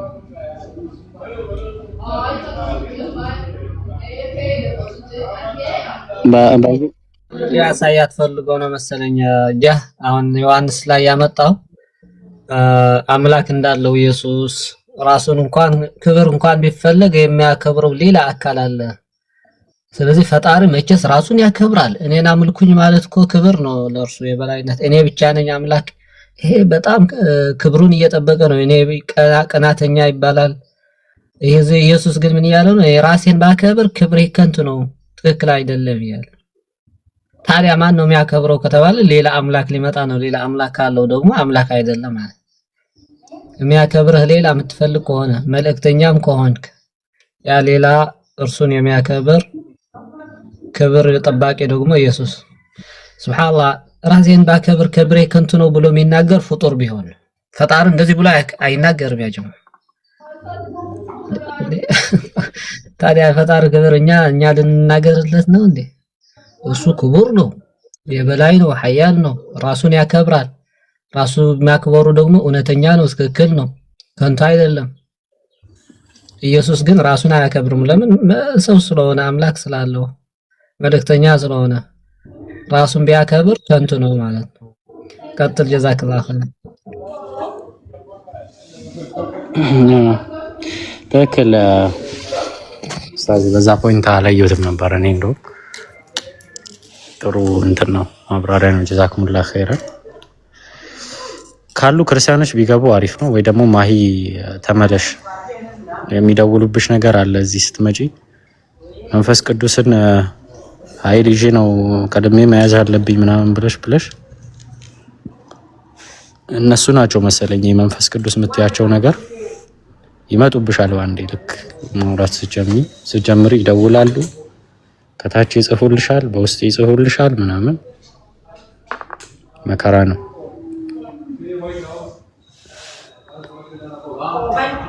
ባይዘ ኢየሱስ ክርስቶስን ማለት ነው የምናመልክበት ምንም ምክንያት የለንም። ወላሂ አንድም ምክንያት የለንም። ይሄ ክርስቶስን ለማምለክ ተብሎ የሚሰጠው የፊዚክስ ፎርሙላ አለ አይደለም? ያ ፎርሙላው ምን አይነት መሰላችሁ? ክርስቶስን ለምን የምታመልኩት ስትላቸው እኔና አንድ ነን ያለው ሲደመር ኃጢአትን ያስተሰረየው ሲደመር ተአምራትን የሰራው እኩል ይሆናል ክርስቶስ አምላክ ነው የሚል ፎርሙላ አለ። እነዛም ፎርሙላዎች ራሱ ፎር ዘ ሴክ ኦፍ አርጊውመንት ብንቀበል ምንም እንትን የምንላቸው ነገር የለም። ክርስቶስ የምናመልክበት ምንም ምክንያት የለም። ለምሳሌ እኛ ብዙ ጊዜ እንሟገታለን አይደለ? ባይብል ላይ እስቲ ክርስቶስ በህይወት በሚኖርበት ጊዜ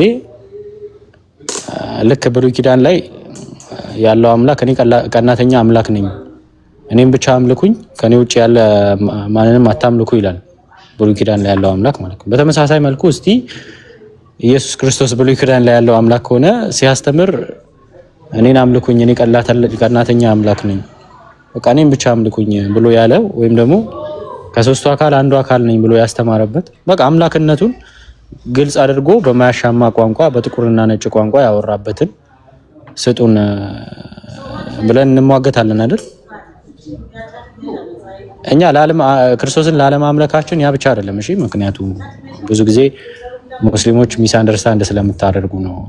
ሙስሊሞች ስል አንዳንድ ሰዎች ክርስቶስ እኔ አምልኩኝ ስላላለ ብቻ ማናመልክ ይመስላችኋል። ቢኖር ራሱ ምክንያት አይደለም እሱ አናመልክም እኛ ክርስቶስን። እንደውም አንድ ምርጥ አባባል አለ። ምን ይባላል መሰላችሁ? ክርስቲያኖች አሁን ባሉበት ሁኔታ ላይ ኢየሱስ ክርስቶስ እኔ አምላክ አይደለሁም ብሎ ቢመጣ ራሱ ያመልኩታል፣ ከማምለክ ወደ ኋላ አይሉ። እኛ ሙስሊሞች ግን በተቃራኒው ነው። በተቃራኒው ክርስቶስ እኔ አምላካችሁ ነኝ አምልኩኝ ብሎ ቢመጣ ራሱ አናመልከው። በተቃራኒው ነው እኛ ጋር ሲሆን ማለት ነው። ምክንያቱም በቃ በኢስላሚክ ቴዎሎጂ ሰው አምላክ አይደለም። ሰው አምላክ አይደለም። ሰው ሆኖ ሲያበቃ አምላክ የሆነ ነገር አምላክ የሆነ እንትን የለም። እንደዛ የሚባል ነገር የለም። በቃ ክርስቶስ ሰው ነው፣ ወንድ ልጅ ነው። ሉቃስ ወንጌል ምዕራፍ 1 ቁጥር 31 ላይ ወንድ ልጅም ትወልጃለሽ ይላል። እና ወንድ ልጅ ነው አናመልክም ነው። ምንም ያ ምክንያታችን ያ ሆኖ አይደለም። ስላሴ መጽሐፍ ቅዱስ አይገኝም ብለን ስንሟገት የሚያምኑት እምነት ኢቭን ከመጽሐፋቸው ውጪ እንደሆነ ለማሳየት ስንል ነው እንጂ ቢኖር በስላሴ ልናምን ነው እንዴ? ቢኖር ራሱ እኮ በቃ አምላክ ሲጀመር እንዴት ነው የሚዋጥላችሁ እናንተ? እኛ እንዴት ነው የሚዋጥልን? ስላሴ የሚባለው ነገር ባይብል ውስጥ ቢኖር ራሱ እንዴት ነው የሚዋጥልን? አምላክ ነው ብለን እንዴት ነው የምንቀበለው? አምላክ ሶስት ነው ብለን እንዴት ነው የምንቀበለው? ይቀበላል እንዴ? ፊትራችሁ እኮ አይቀበልም አይደለም? አላህ Subhanahu Wa Ta'ala በሱረቱል አዕራፍ ላይ ምዕራፍ 7 ምን ይላል? ጌታህም ከአዳም ጀርባ አማርኛውን ሰባብሬ እንትን ልለው ይችላል። እሺ ታስተካክሉኛላችሁ በቃሌ ስለምነው። ጌታህም ከአዳም ጀርባ የሰው ልጆችን ሁሉ ዘር ነፍሶቻቸውን ከጀርባው ባወጣ ጊዜና ጌታችሁ አይደለሁምን በማለት ባስመሰከራቸው ጊዜ አስታውስ ይላል። አዎ መሰከርን፣ ጌታችን አዎ ጌታችን ነህ መሰከርን አሉ። ከዚህ ቃል ኪዳን በቂያ ማለት ዘንጊዎች ነበርን እንዳትሉ መጀመሪያ መስክረን የመጣ ነው። ፊጥራ የሚባል ነገር አለ። አምላክ አላህ Subhanahu Wa Ta'ala አንተ ብቻ ነህ አምላካችን ብለን አላህ Subhanahu Wa Ta'ala ገና አዳም ጀርባ ላይ ያለን ከአዳም ጀርባ ነፍሶቻችንን አስወጥቶ አዳም ጀርባ ላይ ያለን በነፍሶቻችን አስመስክሮናል። አምላካችን ነህ ብለን ደግሞ እኛ መስክረናል። እሱ ማስጠንቀቆናል። ይሄ ከመሰከራችሁት ነገር ከዚህ ቃል ኪዳን በዕለተ ትንሣኤ ዘንጊዎች ነበርን ብላችሁ ምክንያት እንዳታቀርቡ በማለት አላህ Subhanahu Wa Ta'ala ነግሮናል። እዚህ ያ ነገር አይሰጠንም። እንትናችን ራሱ አይቀበለውም። ስላሴ ባይብል ውስጥ ነገ አሳትመው ሊወጡ ይችላሉ አይደል? ቢኖርም እንትን አንልም ነው። ምክንያታችን እሱ ብቻ አይደለም። ምንም አይነት ምክንያት ብታመጡ ብደረድሩ ኢየሱስ አይመለክም። በምን ታምር ኢየሱስ አይመለክም? ምንም የምናመልክበት እንትን ስለሌለ ማለት በቃ ምክንያት ማምለክ ያለባችሁ ምክንያት ብላችሁ የምታመጡትን እያንዳንዱን ነገር ደግሞ በቃ እነዛንም ምክንያቶች ሁሉም ነቢያቶችም ላይ አፕላይ እያደረግን ባይዘ እናንተ የሰጣችሁትን እንትኖች ማለት ነው ምክንያቶች ምናምን ነብይ መሐመድ ሰለላሁ ዐለይሂ ወሰለም ላይ አፕላይ ብናደርግ ማለት ለኛ ይቀለናል። ነብይ መሐመድ አምላክ ናቸው ለማለት ለኛ ይቀለናል አፕላይ ብናደርግ ማለት ተአምራት ትላላችሁ አይደል? ከ1000 በላይ ተአምራት ደርድረን እናመጣለን። ጨረቃ የሚታዘዝለት ማን ነው ብለን ደርድረን እናመጣለን። ከዛም የባሱ ነገሮችን ማለት ትንቢቶችን ደርድረን እናመጣለን። ከዛ በኋላ በቃ እናንተ የሰጣችሁትን ክርስቶስን ለማምለክ የሰጣችሁትን ምክንያቶች አንድ በአንድ እየጠቀስን ነብዩ መሐመድን ማምለክ እንችላለን እኮ። ግን አምላክ አይደሉም ነው። አምላክ ሊሆኑ አይችሉም። አሁን እናንተ አሮንን የማታመልኩበት ምንም ምክንያት የላችሁም። አሮን እግዚአብሔር ነኝ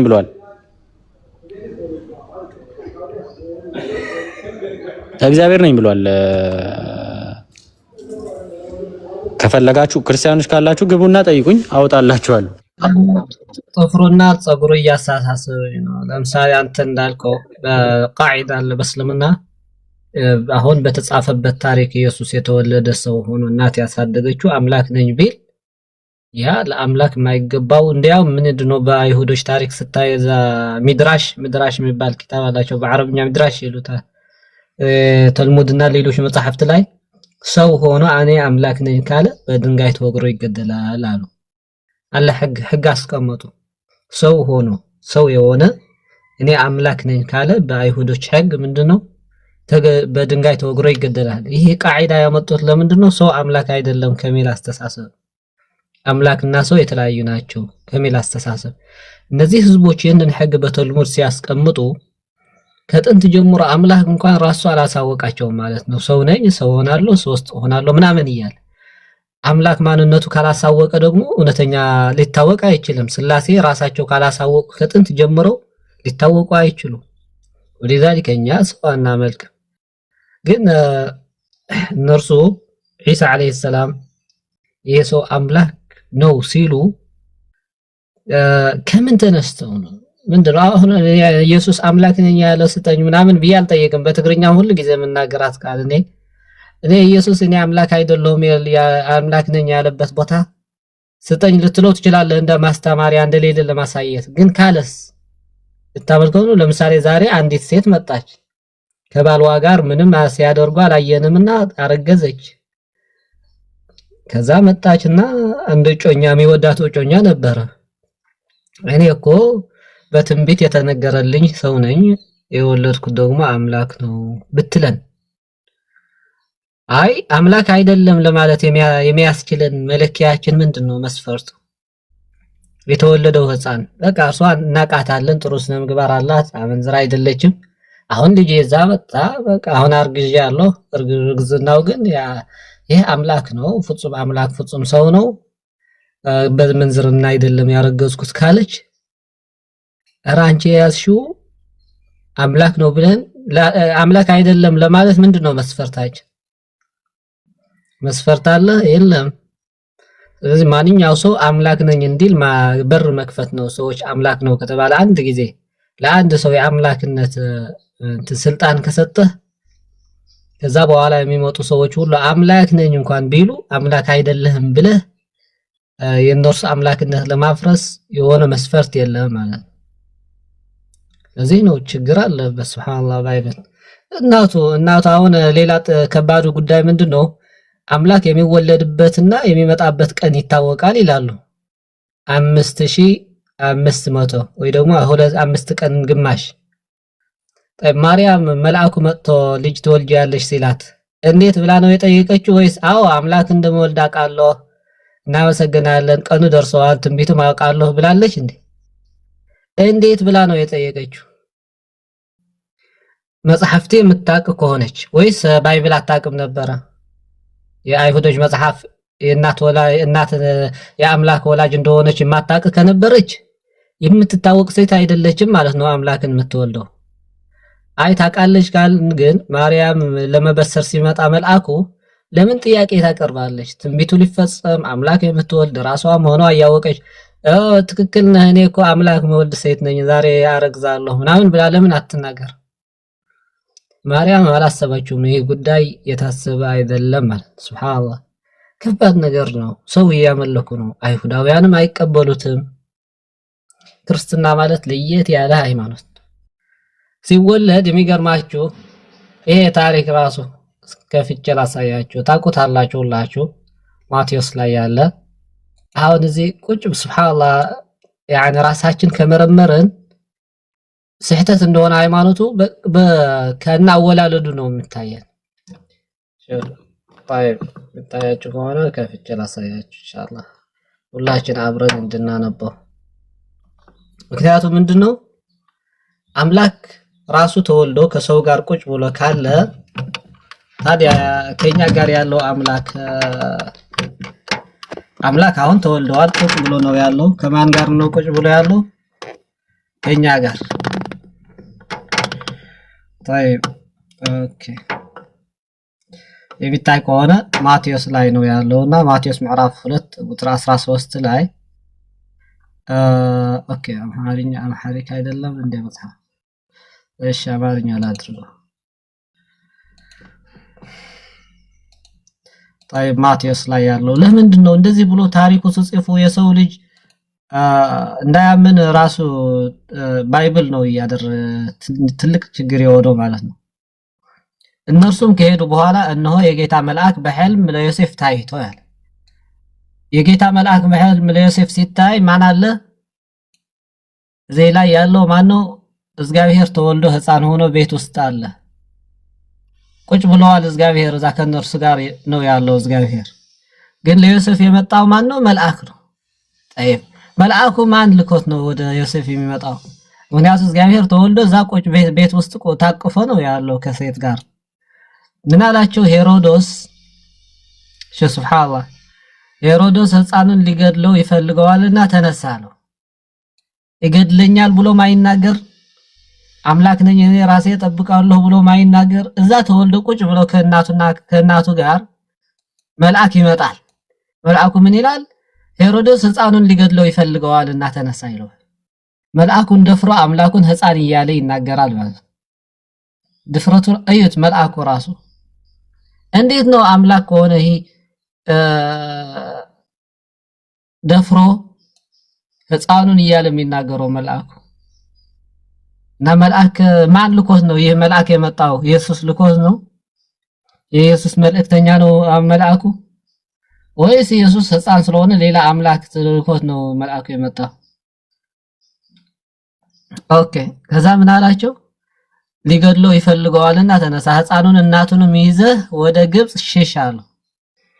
መሸሽ አለበት መንገዱ እንኳን ያን አምላክ ወልዳ እናት እረ እንዳይገደልብኝ ብላ ልጇን አዝላ ማዘል ነው የሚባለው አይደል? ስትሮጥ እስካስቡት ደግሞ ሌሊት ነው ይላል በሌላ መጽሐፍ እዚህ ላይ ያለው በሌሊት እስክነግርህም ድረስ በዚያ ተቀመጣለው። እርሱም ተነስቶ ሕፃኑንና እናቱን በሌሊት ያዘና ከጌታ ዘንድ ያን በሌሊት ነው የሚሸሹት። ማርያም ሌሊት ጨለማ እያለ ሕፃን ይዛ አቅፋው ነው አዝላው على كل حال ትሸሻለች። የሰው ልጅ ወደ አምላኩ ነው የሚሸሸው ወይስ አምላክ ነው ሰው እንዳይገድለው በሰው ተወልዶ ሰዎች ይዘውት የሚሸሹት? በታሪክ እንደ ክርስትና ያለ ሱብሃንአላህ አምላክ እንዳይገደል ሰዎች ወደ ግብጽ ይዘውት ይሸሻሉ። ለምን ሲባል ንጉስ እንዳይገድለው። يعني كيف ለምን ይሄ ታሪክ ጻፋችሁ? ኢየሱስ አምላክ ነው ብላችሁ ለማስተማር ከፈለጋችሁ አምላክ እንዳይገድለው ሸሸ ብላችሁ ለምን ትጽፋላችሁ? ይሄ እኮ አምላክን መሳደብ ነው ያ ጀማዓ። አምላክን መናቅ ነው። ምን ያህል ብትንቁት ነው አምላካችሁ ሄሮድስ እንዳይገድለው ወደ ግብጽ ሸሸ የምትሉት? እና ከባድ ነው። አምላክ ነኝ ብል ይህ ህፃን አይመለክ። ሌላ ይቀርበት እኔ አምላክ ነኝ እንኳን ቢል እንዴ ሄሮድስ እንዳይገድልህ አይደለም እንዴ ወደ ግብጽ የሸሸው? እኔ ከኔ ጋር ተወለደ እንበል በዘመኑ ነበር። በአሁኑ ጊዜ አስቡት። እኔ ሁሉ ጊዜ እንደምላችሁ አልጀዚራና ቢቢሲ በአሁኑ ጊዜ እና ትላልቅ የዓለማችን ሚዲያዎች አሉ አይደል? የኢትዮጵያ ሚዲያውማ አይሰዋችሁ። አሁን ተወልዶ ወደ ግብጽ ሸሸ ቢባል አምላክ ምን ተብሎ ሊዘገብ ነው ዜና? እንኳን በዘመናችን አልሆነ። ሄሮድስ የሚባል እንደ ናታንያሁ ያለ ጨካኝ ንጉስ አለ። ናታንያሁ አሁን ያለው ናታንያሁ ሕፃኑ ተወለደ እንበልና አምላክ እገድለዋለሁ አለ። እናቱ ይዛው ወደ ግብጽ ብትሸሽና ወደ ግብጽ ሸሸ ቢባል እነዛ ትላልቅ ሚዲያዎች ምን ብለው ሊዘግቡ ነው?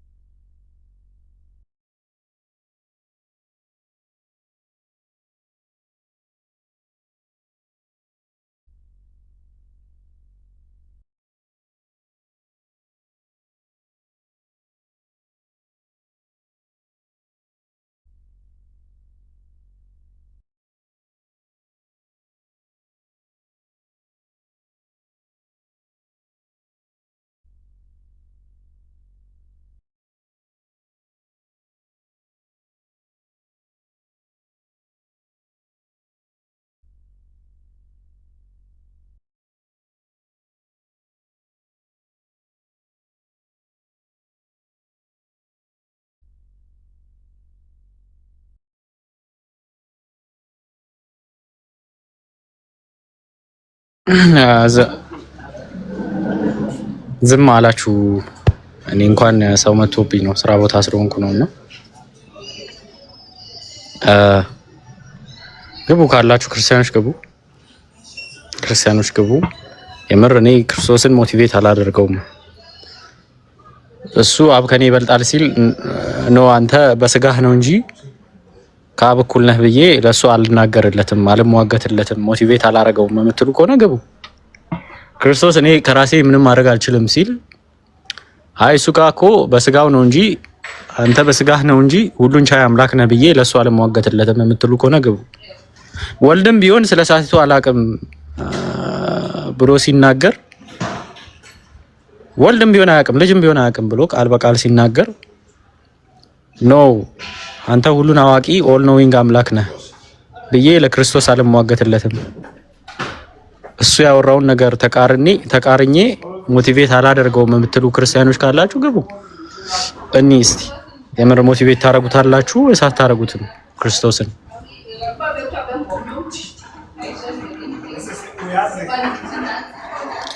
ክርስቶስ በምድር ሳለ ወላይ በጣም the funniest part ምን እንደሆነ ታውቃላችሁ? በጣም የሚያስቀኝ ፓርት ማለት ነው። ክርስቶስ የነበረው በአይሁዶች ዘንድ ነው። በአይሁዶች ዘንድ አምላክ በምንነቱም በማንነቱም አንድ ነው ብሎ በሚያምን ህዝብ መሃል ነው የተነሳው ማለት ነው። እዛ በምንነቱም በማንነቱም አንድ ነው አምላክ ብለው በሚያምኑ ማህበረሰቦች ውስጥ ተነስቶ አስቶት አንድ ቀን አስቶት እናንተ ሰዎች ሆይ እናንተ እንደምትሉት እኮ አምላክ በምንነቱም በማንነቱም አንድ አይደለም። በምንነቱ አንድ ቢሆንም በማንነቱ ሶስት ነው። አንድም ቀን ማለት ነው። ይልቁንም እሱ መጥቶ የእነሱን አፌርም ያደርግላቸዋል። ዘዳግም 6:4ን እየጠቀሰ አፌርም ያደርግላቸዋል። ልክ እናንተ የምታምኑት አምላክ ትክክለኛ አምላክ ነው፣ በቃ በምንነትም በማንነትም አንድ አምላክ ነው ብላችሁ ማመናችሁ ትክክል ነው፣ ትክክለኛ ነገር ነው ብሎ አፌርም ያደርግላቸዋል። ልክ ናችሁ ብሎ ማለት ነው። ይህንን ያክል ዘመን ሲኖር የነሱ መጥፋት ግድ አይሰጠው። አኮርዲንግ ቱ ክርስቲያን ቲዮሎጂ በአብ ወልድ መንፈስ ቅዱስ ወይም በስላሴ ማያምን ሰው እንትን አይልም፣ ገነት አይገባም። ሶ ገነት የማይገባ ከሆነ ይህ ሁሉ ህዝብ አይሁድ ላይ ያሉ ሰዎች ቀላል የሚባሉ ሰዎች አይደሉም። አይሁዳውያን በጣም ብዙ ናቸው። ሰላም አለይኩም how are you sir? Alhamdulillah, yeah, I'm on live.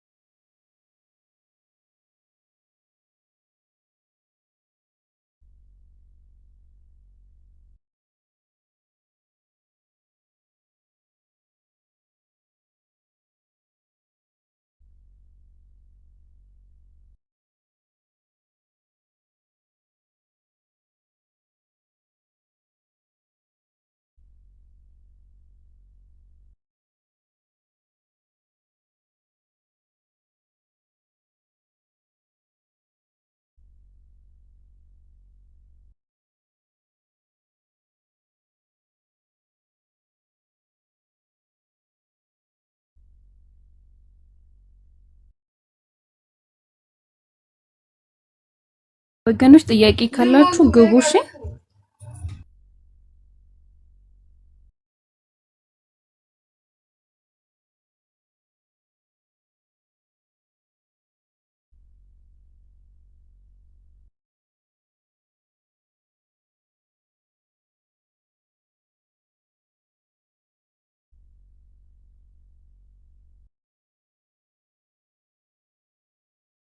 ወገኖች ጥያቄ ካላችሁ ግቡ ጠይቁ እሺ።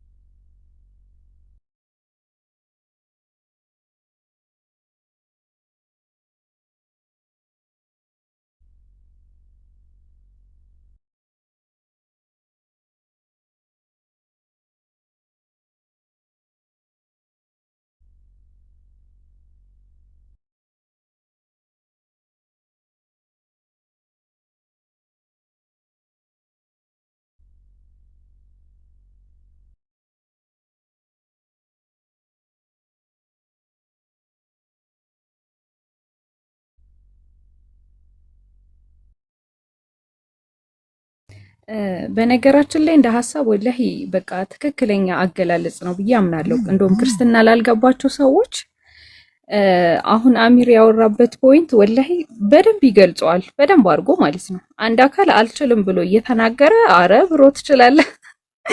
ይሄ ወላሂ በጣም የሚገርም አገላለጽ ነውና በትክክል ክርስትና እንደዚህ ነው ሲጀመር ማለት ነውና ጥቅሶቹ ፊት ለፊት እኔ ወላሂ አንዳንዴ በጣም ነው የሚገርመኝ። ግን በቃ ይሄ ትክክለኛ አገላለጽ ነው፣ ክርስትና አሁን ቦታው ነው ማለት እንችላለን ብዬ አምናለሁና አሚር የለህም?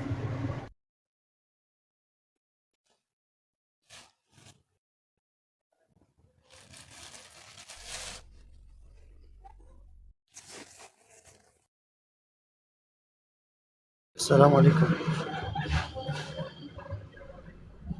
ሰላም ወራህመቱላሂ ወበረካቱ። እንዴት ናችሁ? በነገራችን ላይ እኮ የዚህ ሁላ ተጠያቂው ማን እንደሆነ ታውቂያለሽ? ጳውሎስ ነው።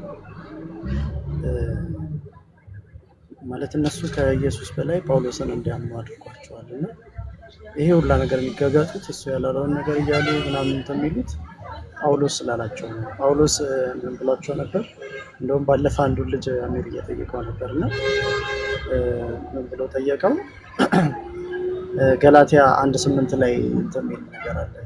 ነገር ግን እኛ ብንሆን ወይም ከሰማይ መልአክ ይላል። እንግዲህ አሰቡ፣ ከሰማይ መልአክ እኛ ከሰበክላችሁ የሚለይ ወንጌል ቢሰብክላችሁ የተረገመ ይሁን አትመኑት ብሏቸዋልና እሱ እንደዛ ስላላቸው እነሱ ምንድነው የሚያደርጉት? ሐቂቃ የእውነትን በቃ እንግዲህ እግዚአብሔር አምላካቸው የላከው እንኳን አንድ መልአክት መጥቶ ይሄ ነገር ትክክል አይደለም፣ ኢየሱስ አምላክ አይደለም ብሎ ቢነግራቸው እንደማያምኑት ነበር ባለፈም ሲናገሩ የነበረውና እነሱ የሚያምኑት እውነት ለመናገር ጳውሎስን ነው።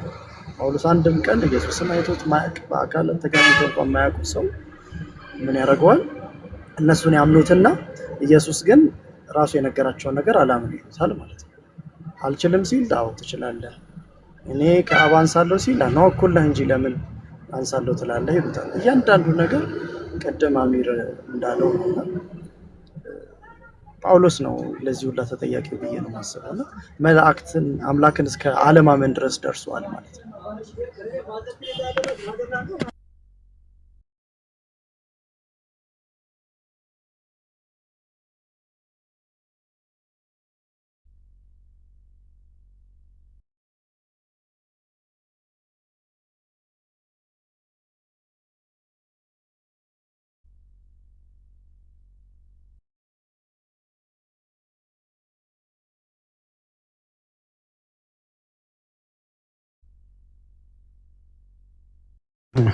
ስማ፣ ሰላም አለይኩም።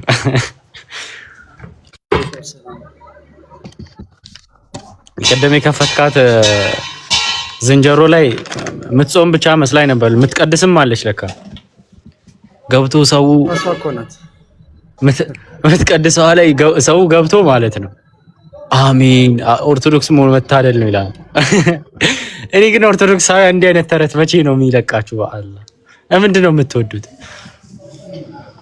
አሚን ምናምን የሌለ ነው ሲያሳቁኝ ወላሂ።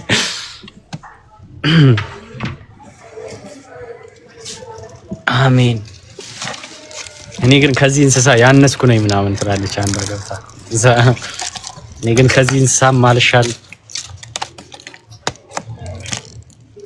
ምን ይሻለኛል ትላለች። አራት በሳጭ ኤአይ ነው ወሉ ከታች ልክ እንደ መንፈስ ቅዱስ ኤአይ ነው አሉ ደግሞ ጉድ ሰማችሁ? መንፈስ ቅዱስ ኤአይ ነው። አንድ ጀለስ ነበረ እዚህ ቲክቶክ ላይ የሚታጉት ማለት ነው።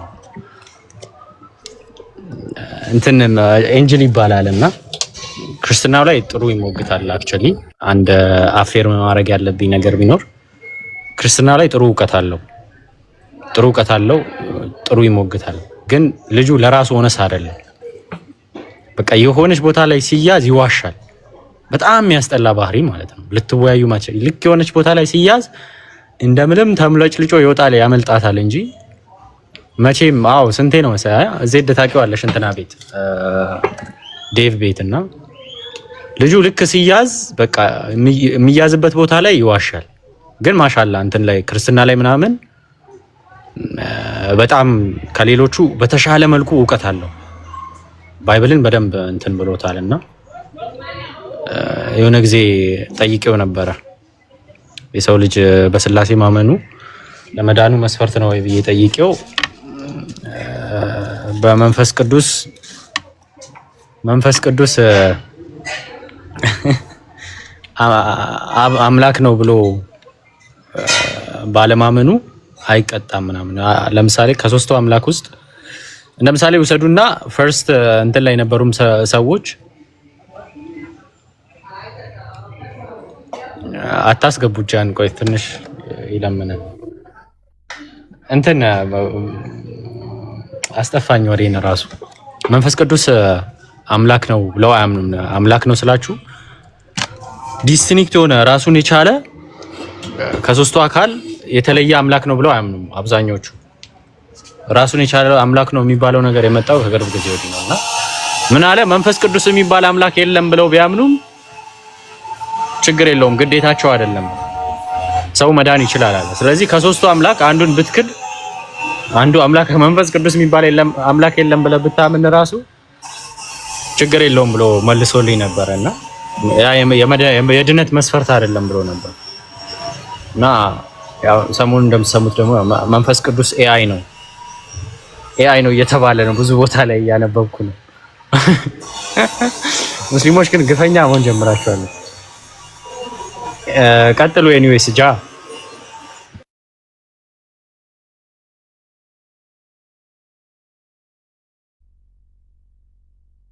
አሚር ግን እኔ ጥያቄ ያለኝ የቅድሙ ያመጣው ሐሳብ ላይ ማለት ነው ቤተክርስቲያኗ እንደዛ ብላ ሶስት አምላክ ብላ አንድ በአንድ ደረጃ ሰታ እየቆጠረች ይቅርታ እኮ መጠየቅ ነበረበት አይደል እንዴ? ቤተክርስቲያን የምትለውን እንቀበላለን ብሎ አልነበር? እሱን ይቅርታ ማስጠየቅ ነበረበት፣ ወይም ደግሞ ሌላ ማስረጃ ማምጣት ነበረበት ደረጃ እንደማይሰጣቸው አይመስልም? አይ እንዳልጫ ነው ብዬ ነው ጃ ቤት ስለሆነ ጃ ደግሞ ይንከባከባቸዋል። ከምጫ ነው እቺን ያክል ካሳየሁት ባይዘ በደንብ ነው የገባው ሰውየው። መሀል ላይ ራሱ ጠፍቶበት ሚለው ጠፍቶበት ማለት ነው ኔትወርክ ነው ብሎ ዝም አለ ረጅም ሰዓት ማለት ነው። ሌላ የሚንቀሳቀሰው የሚተነፍሰው ምናምን ይሰማል፣ ድምፁን ግን አጥፍቶ ጠፋና የሆነ ሰዓት ኔትወርክ ነው ማለት የሚያወራው ጠፋበት። እኔ እንደውም በጣም የተጫንኩት ነው የመሰለኝና የዛን ያክል ከተግባባን ያ ሌላ ጊዜ ሄዶ አስቦበት ይመጣና ለጃ ይመልስለታል።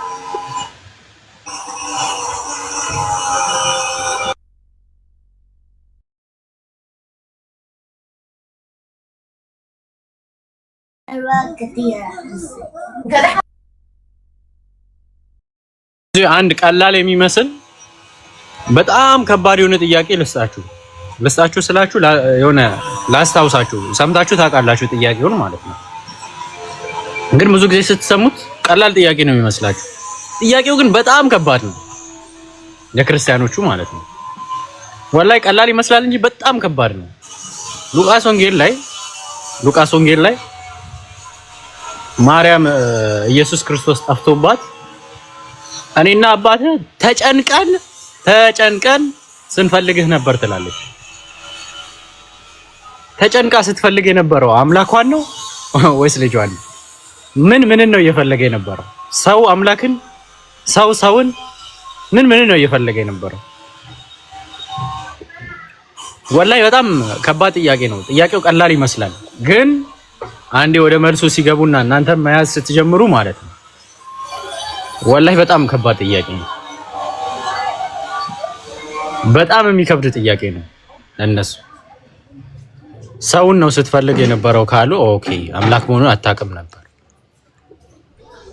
ማርያም ያላወቀችውን አምላክነት ነው እነሱ ኢየሱስ ከሞተ ከ325 ዓመት በኋላ በጉባኤ ተሰብስበው ኢየሱስ አምላክ ነው ማርያም አላወቀችውም ነበር፣ ግን እኛ ስማርት ስለሆንን ብልጥ ስለሆንን አወቅ ነው ብለው የደመደሙት። አምላክ ነው አምላክ ጠፋብኝ ብላ ነው እየፈለገች የነበረችው ከሆነ it doesn't make sense። አምላክ እነሱን ነው መፈለግ ያለበት እንጂ እነሱ አምላክ ጠፋብኝ ብለው እንደማይፈልጉ ግልጽ ነው። ገባችሁ? እና በየትኛውም በኩል ቢሄዱ አያስኬዳቸውም። በጣም ቀላል የሆነ በቃ ለነሱ ቀላል የሚመስላችሁ ጥያቄ ግን ደግሞ በቃ በጣም ከባድ የሚሆነው ጥያቄ ነው።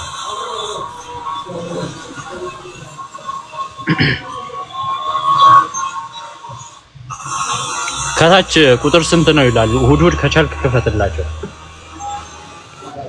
ምዕራፍ 3 ላይ ነው። ምዕራፍ 3 ቁጥር 40 ምናምን አካባቢ እኔና አባትህ ተጨንቀን ስንፈልግ ነበር አለች። በጣም ተጨንቃ ነበረ።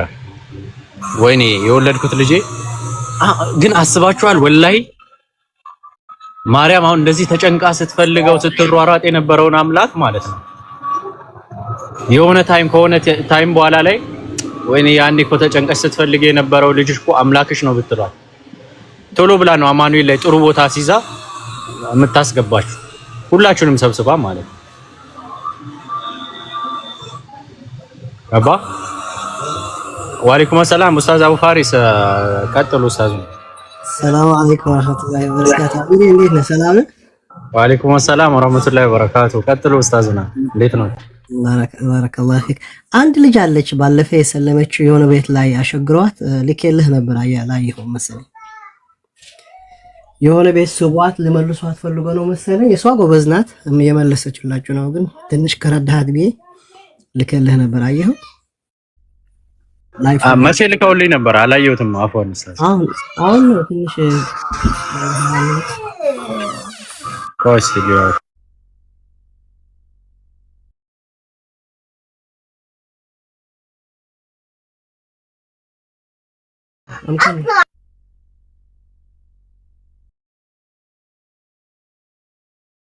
እስከዛ ጥቅሱን እንመልከተው። የአሁኑ ጥቅስ አምላክ የጠፋበት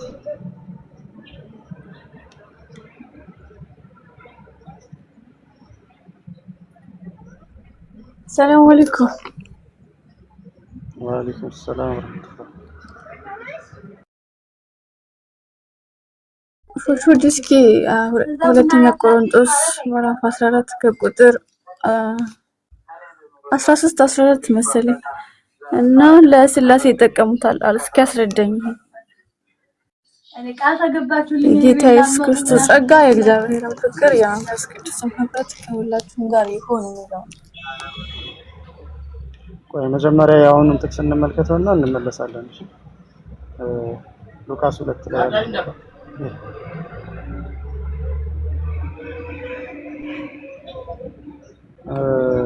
እዚህ ጋር የሚያሳየን ምንድነው? ሉቃስ 2 ላይ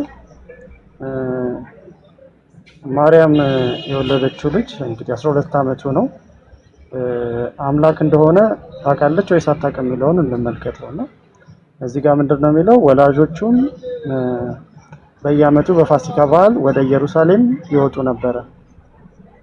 የ12 ዓመት ልጅ በሆነ ጊዜ እንደ በዓሉ ስርዓት ወደ ኢየሩሳሌም ወጡ። ቀኖቹንም ከፈጸሙ በኋላ ሲመለሱ ብላቴናው ኢየሱስ በኢየሩሳሌም ቀርቶ ነበር። ዮሴፍም እናቱም አላወቁም ነበር። መንገደኞች ጋር የነበረ ስለመሰላቸው የአንድ ቀን መንገድ ሄዱ። ከዘመዶቻቸውም ከሚያውቋቸውም ዘንድ ፈለጉት። ባጡትም ጊዜ እየፈለጉት ወደ ኢየሩሳሌም ተመለሱ። በ3 ቀንም በኋላ በመምህራን መካከል ተቀምጦ ሲሰማቸው ሲጠይቃቸውም በመቅደሱ አገኙት ይላል። ከዛ በኋላ ምንድነው? ባዩት ጊዜ ተገረሙ። እናቱም ልጄ ሆይ ለምን እንዲህ አደረክብን? እነሆ አባትህና እኔ እየተጨነቅን ስንፈልግህ ነበር አለችው ይላልና እዚህ ጋር አሁን ምንድነው እንግዲህ አምላክ ነው። እነሱ አምላክ መሆኑን ታውቃለች ወይስ አታውቅም ነው? እንግዲህ ከእናት በላይ ስለ ልጇ የሚያውቅ ሰው ማን አለ ነው? እናቱ አምላክ መሆኑን የምታውቅ ከሆነ እዚህ ጋር ለምን ተጨነቀች? አባቱና እሱ እየፈለጉት 3 ቀን ሙሉ ሲንከራተቱ ነበር እሱ ሲፈልጉ እና እየተጨነቁ እየፈለጉት ነበርና አምላክ ከሆነ ለምንድን ነው ይሄን ያህል ድረስ መጨነቅ ያስፈልጋቸው? አምላክ መሆኑን ካወቀች አይ የትም ብሄድ ተመልሶ ይመጣል ቤቱን ያውቀዋል ብላ ማሰብ ነበረባትና ነገር ግን እዚህ ጋር የት ሄደ ብላ እየፈለገች እየተጨነቁ እየፈለጉት ነበርና አምላክ መሆኑን እናቱ እንኳን ያላወቀችውን እናንተ አሁን መጣችሁ ኢየሱስ አምላክ ነው ብላችሁ ስትሉ ትንሽ አይከብድም?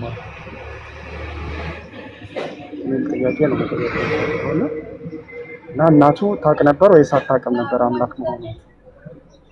አምላክስ እንዴት ሊጠፋ ይችላል? ይህ ጥያቄ ነው ማንሳት ያለብን። አለሽ ጃስሚን? እኔ ልሰግድ ነው። ሁድ ሰላም አለይኩም። ወአለይኩም ሰላም ወራህመቱላህ።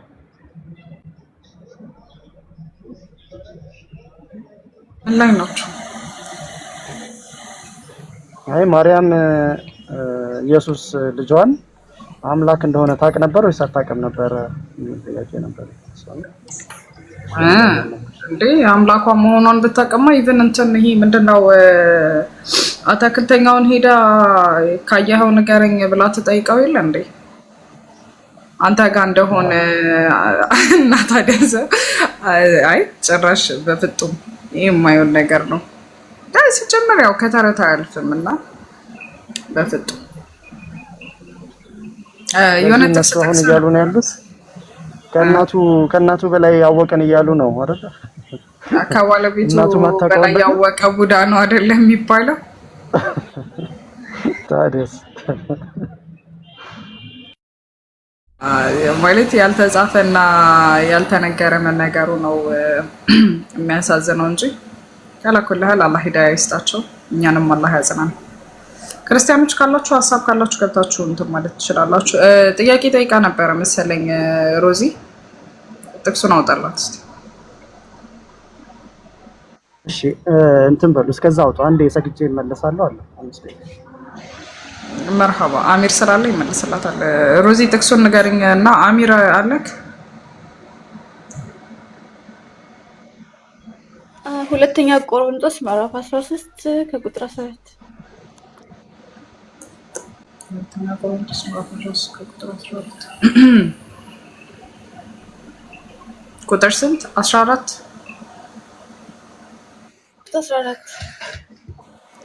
እኔ ጋር 13 14 የለውም። ኦኬ ቆይ ኦኬ 80 አሐዱ የለውም 60 አሐዱ ግን አለው። ተጨማሪ ነው ብለን መያዝ ራሱ እንችላለን፣ መብታችን ነው። እሺ ቅዱሳን ሁሉ ሰላምታ ያቀርቡላችኋል። የጌታ የኢየሱስ ክርስቶስ ጸጋ፣ የእግዚአብሔርን ፍቅር፣ የመንፈስ ቅዱስን ህብረት ከሁላችሁም ጋር ይሁን አሜን። ምንድን ነው ለስላሴ ይጠቀሙታልና አልገባኝም። ማን ነው ጸሐፊው? ጭማሬ ነው ምንድን ነው? ማን ነው ጸሐፊው? አላውቅም። ጳውሎስ ነው። ስለዚህ የጳውሎስን ንግግር አንቀበልም ታዲያ። አይ ስላሴ እዚህ ጋር ነው። ቆይ ስላሴ የቱ ጋር ነው ብለው ነው እንትን የሚሉት? እዚህ ጋር ምን ሆነ ስላሴው ነው? እንዴት ሆኖ ነው የሚሰልሰው? ሶስቱም ስለተጠቀሰና ህብረቱ የለም አንድነት አድርገውት መሰለኝ። እንደዛ አይደለም ጥቅሱ የሚለው አንተ ሁለተኛ ቆሮንቶስ ምዕራፍ 13 ቁጥር 14 ላይ የጌታ ኢየሱስ ክርስቶስ ጸጋ፣ የእግዚአብሔር ፍቅር፣ የመንፈስ ቅዱስም ህብረት ከሁላችሁ ጋር ይሁን ነው የሚለው። የመንፈስ ቅዱስም ህብረት ከእናንተ ጋር ይሁን ሲል የአብ የወልድ የመንፈስ ቅዱስ ህብረት አድርገን እንጠቅሳለን ከሆነ የአይናችሁን ጨፍኑ ላሞኛችሁ ነው የሚሆን። እዚህ ጋር ማን ነው ጳውሎስ እንትን እያለ ነው ጀስት እንደ ምርቃት ወይም ደግሞ ብሌሲንግ እንትን እያለ እየተማጸነላቸው ነው። የጌታችን የኢየሱስ ክርስቶስ ጸጋ በእናንተ ላይ ይሁን፣ የእግዚአብሔር ፍቅር በእናንተ ላይ ይሁን፣ የመንፈስ ቅዱስም ህብረት ከሁላችሁ ጋር ይሁን እያለ እንትን እያለ ነው። ሶስቱ አንድ ላይ ተጠቀሱ ከተባለማ ማቴዎስ ወንጌል ላይም ተጽፏል አይደል? ሂዱና አሕዛብን ሁሉ በአብ በወልድ በመንፈስ ቅዱስም አጥምቁ ብሏል። ሌላ ቦታ ላይ ሶስቱ በአንድ በመጠቀስ ከሆነ አብ ወልድና ሰባቱ መናፍስት አንድ ላይ ይጠቀሳሉ፣ ወይም ሰባቱ መላእክት ማለት ነው። ለምሳሌ ራዕይ ምዕራፍ 1 ቁጥር 4 ላይ ሶስቱ አንድ ላይ ተጠቅሰዋል። ልክ በአሁኑ መልኩ እንደውም ብናነበው አሪፍ ነበረ። መክፈት የሚችል ሰው ቢኖር ራዕይ ምዕራፍ 1 ቁጥር 4 ላይ ዮሐንስ ሰላምታን ያቀርባል። ልክ አሁን ጳውሎስ እንትን እንዳለው ማለት ነው። ራዕይ ምዕራፍ 1 ቁጥር 4 ላይ ከዮሐንስ በእስያ አውራጃ ለሚገኙ ሰባቱ አብያተ ክርስቲያናት ካለውና ከነበረው ከሚመጣውም በዙፋኑ ፊት ካሉት ከሰባቱ መናፍስት እንዲሁም ደግሞ ከታማኙ ምስክር ከሙታንም በኩር የምድር ነገስታት ገዢ ከሆነው ከኢየሱስ ክርስቶስ ጸጋና ሰላም ለእናንተ ይሁን ይላል። ስለዚህ ሰባቱ መናፍስትም አምላክ ናቸው። ሰባቱ መናፍስት የተባሉት ሰባቱ መላእክት ናቸው። the seven spirits are the seven angels ብለው ነው የሚፈቱት አባቶች። ስለዚህ ሰባቱ መላእክትና አብ ወልድ መንፈስ ቅዱስ አምላክ ናቸው። ሶስቱም አንድ ላይ ስለተጠቀሱ ማለት ነው።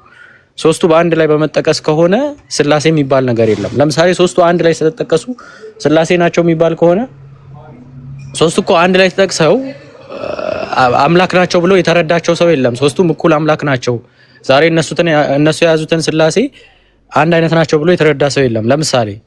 ለምሳሌ አንደኛ ፈርስት ሴንቸሪ፣ ሰከንድ ሴንቸሪ፣ ሰርድ ሴንቸሪ ላይ ሄዶ እስከ ካውንስል ኦፍ ናይሲያ ድረስ እና ኦሪገን እና ፓፒየስ፣ ኢራኒየስ እና ማን ነው ሌላ ማሂን አስገባት። እሺ እና ተርቱሊያን ምናምን እነዚህ ሰዎች ሶስቱም አንድ ላይ ተጠቀሱ ብለው ስላሴን ያሳያሉ አላሉም። እንደዛ ብለው እንትን አላሉም። ይልቁንም እንደው ስላሴን ያሳያሉ አላሉም። እንደዛ ብለው እንትን አላሉም። ይልቁንም እንደው ስላሴን ያሳያሉ አላሉም። እንደዛ አረማህ ያታስጩህብን። እሺ እና ሶስቱ አንድ ላይ ይቀጥሉ። ቄስ አሚሮ ይቀጥል። ሰራሽ ይፍረስ። እሺ ሶስቱም አንድ ላይ ተጠቀሱ ብለው ሶስቱም እኩል አንድ አይነት አምላክ ናቸው፣ እኩል አምላክ ናቸው ብለው አንተም ብለው አምነው አያውቁም። ሁሉም አብዛኞቹ ክላሲካል ቸርች ፋዘርስ እኔ እስከማውቀው ሁሉም በሚባል ደረጃ ሜቢ የሆነ ተሰግስጎ የቀረ ምናምን አባት ሊኖር ይችላል። እኔ ግን አላውቅም። ቢፎር ካውንስል ኦፍ ናይሲያ ወይም ከኒቂያ ጉባኤ በፊት ሁሉም ቸርች ፋዘርስ ወልድ ከአብ ያነሰ አምላክ ነው፣ ግማሹ አብ ፈጥሮታል ብለው የሚያምኑ፣ ግማሾቹ ሁለተኛ አምላክ ትንሹ አምላክ ነው ብለው የሚያምኑ። ባይዘይ ለምን እንትና እንደተወገዘ አይገባንም። ለምሳሌ ማን ነው ስሙ? አረ ማን ነው ስሙ? ውግዝ የተደረገው ሰውዬ አስታውሱኝማ። በኒቃይ ጉባኤ የተወገዘው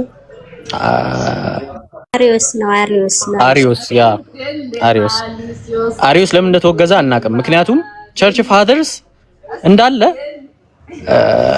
ከዛ በፊት የነበሩ ቸርች ፋዘርስ ኒቂያ ጉባኤ ላይ ስላልደረሱ ከዛ በፊት በህይወት ስለሌሉ ነው እንጂ ሁሉም እነ ኦሪገን እነ ማርቲን ሉተር ይሄ የስላሴ የሚለውን ስም ለመጀመሪያ ጊዜ የተጠቀመውን እነ ተርቱሊያንን ጨምሮ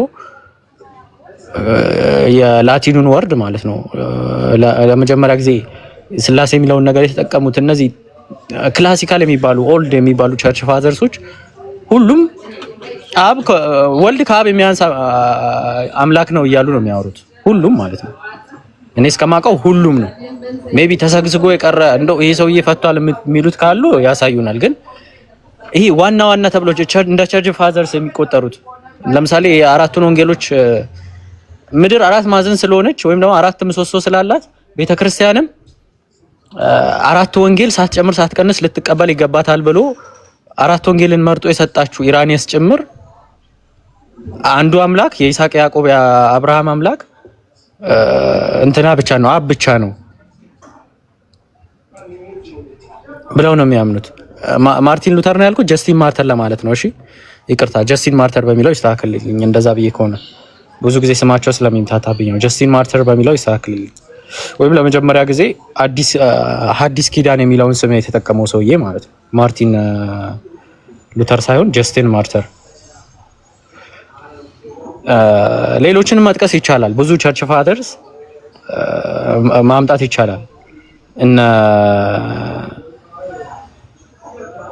ክሌሜንት ኦፍ አሌክሳንድሪያ፣ እነ ኦሳቢየስ ኦፍ ቄሳር፣ እነ ኖቫሲያን፣ አትናቲዮስ የመሳሰሉት እኔ እንደውም ብዙ ስላላስታወስኳቸው ነው እንጂ እንትን ይላሉ፣ አፌርም ያደርጋሉ።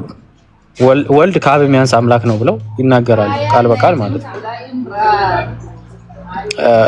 እንትና ማን ነው ኢራኒየስን ካያችሁ ኢራኒየስ አጌንስት ሄሬሲስ ላይ አጌንስት ሄሬሲስ ቡክ 3 ቻፕተር 6 ላይ ቃል በቃል የአብርሃም የይስሐቅ የያዕቆብና የእስራኤል አምላክ የኢየሱስ ክርስቶስ አባት ነው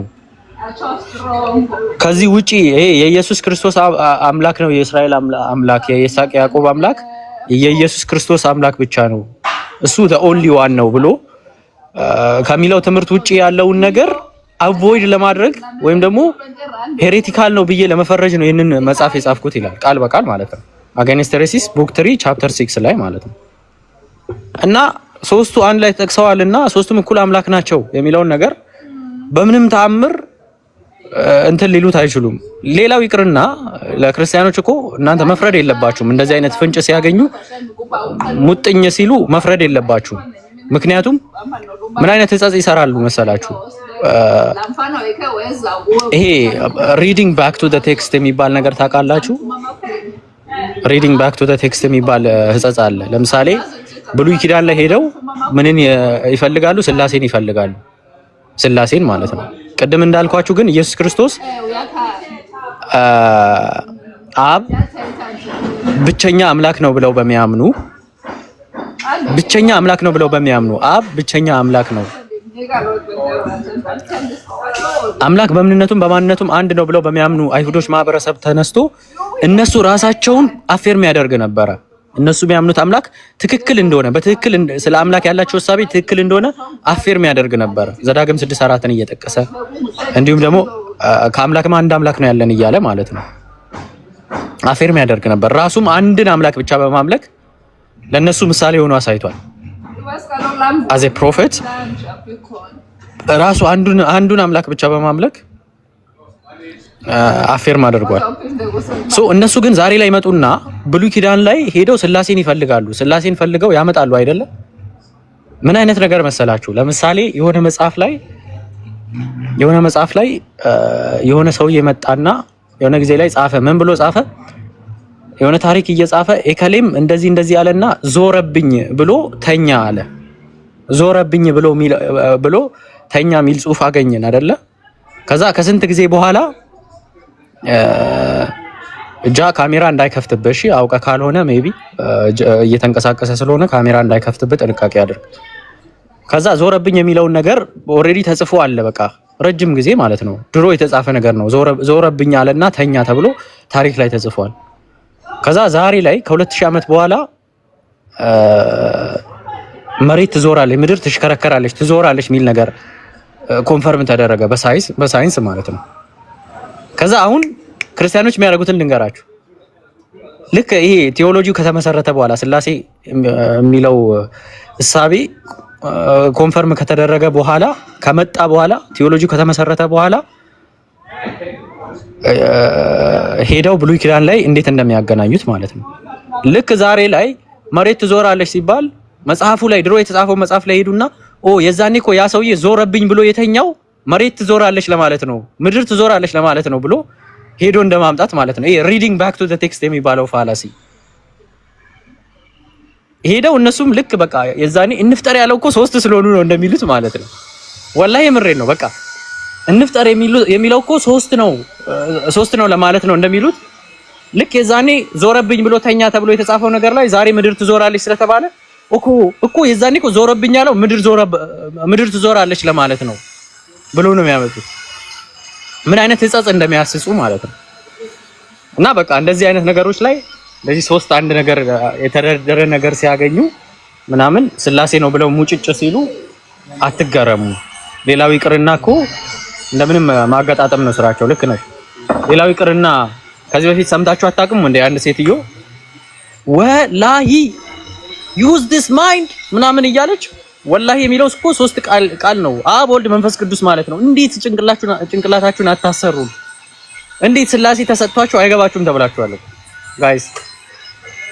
በቃ እንደዚህ የሆነ 3 ነገር ባዩ ቁጥር ስላሴ ይመስላችኋል፣ አምላካችን ነው ይላሉ። ይሄንን ነገር ደግሞ እናንተ መረዳት አለባችሁ ሙስሊሞች። አዘ ሙስሊም ሊገባችሁ ይገባል፣ ልትረዱት ይገባል። ምክንያቱም ሌላው ይቅርና ገድል ላይ እንዴት ነው ስላሴን አዝለዋል ይላሉ አይደለ? የሆነ ሰውዬ ባቄላ ሆኖም አምላክ ባቄላ ሆኖ የሆነ ሰውዬም በልቷቸዋል ይላሉ። ግን ከሱ ይልቅ እስቲ አዘሏቸው ስለሚለው ነገር አጭር ነገር ልንገራችሁ።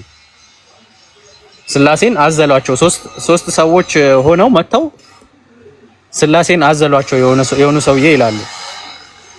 አሁን እነኚህ ሰዎች ሶስት ሰዎች ሆነው የሆነች ቦታ ላይ ተቀምጠው ቢያገኟቸውና ለምሳሌ ማሂን እንውሰድና ማሂ በመንገድ እየተራመደች ሶስት ሽማግሌዎች መንገድ ላይ ተቀምጠው ቁጭ ብለው እዘይኝ ቢሏት ወይም ደግሞ የሆነ ነገር አግዥኝ ቢሏት ዝም ብለው ነው የሚያልፉት?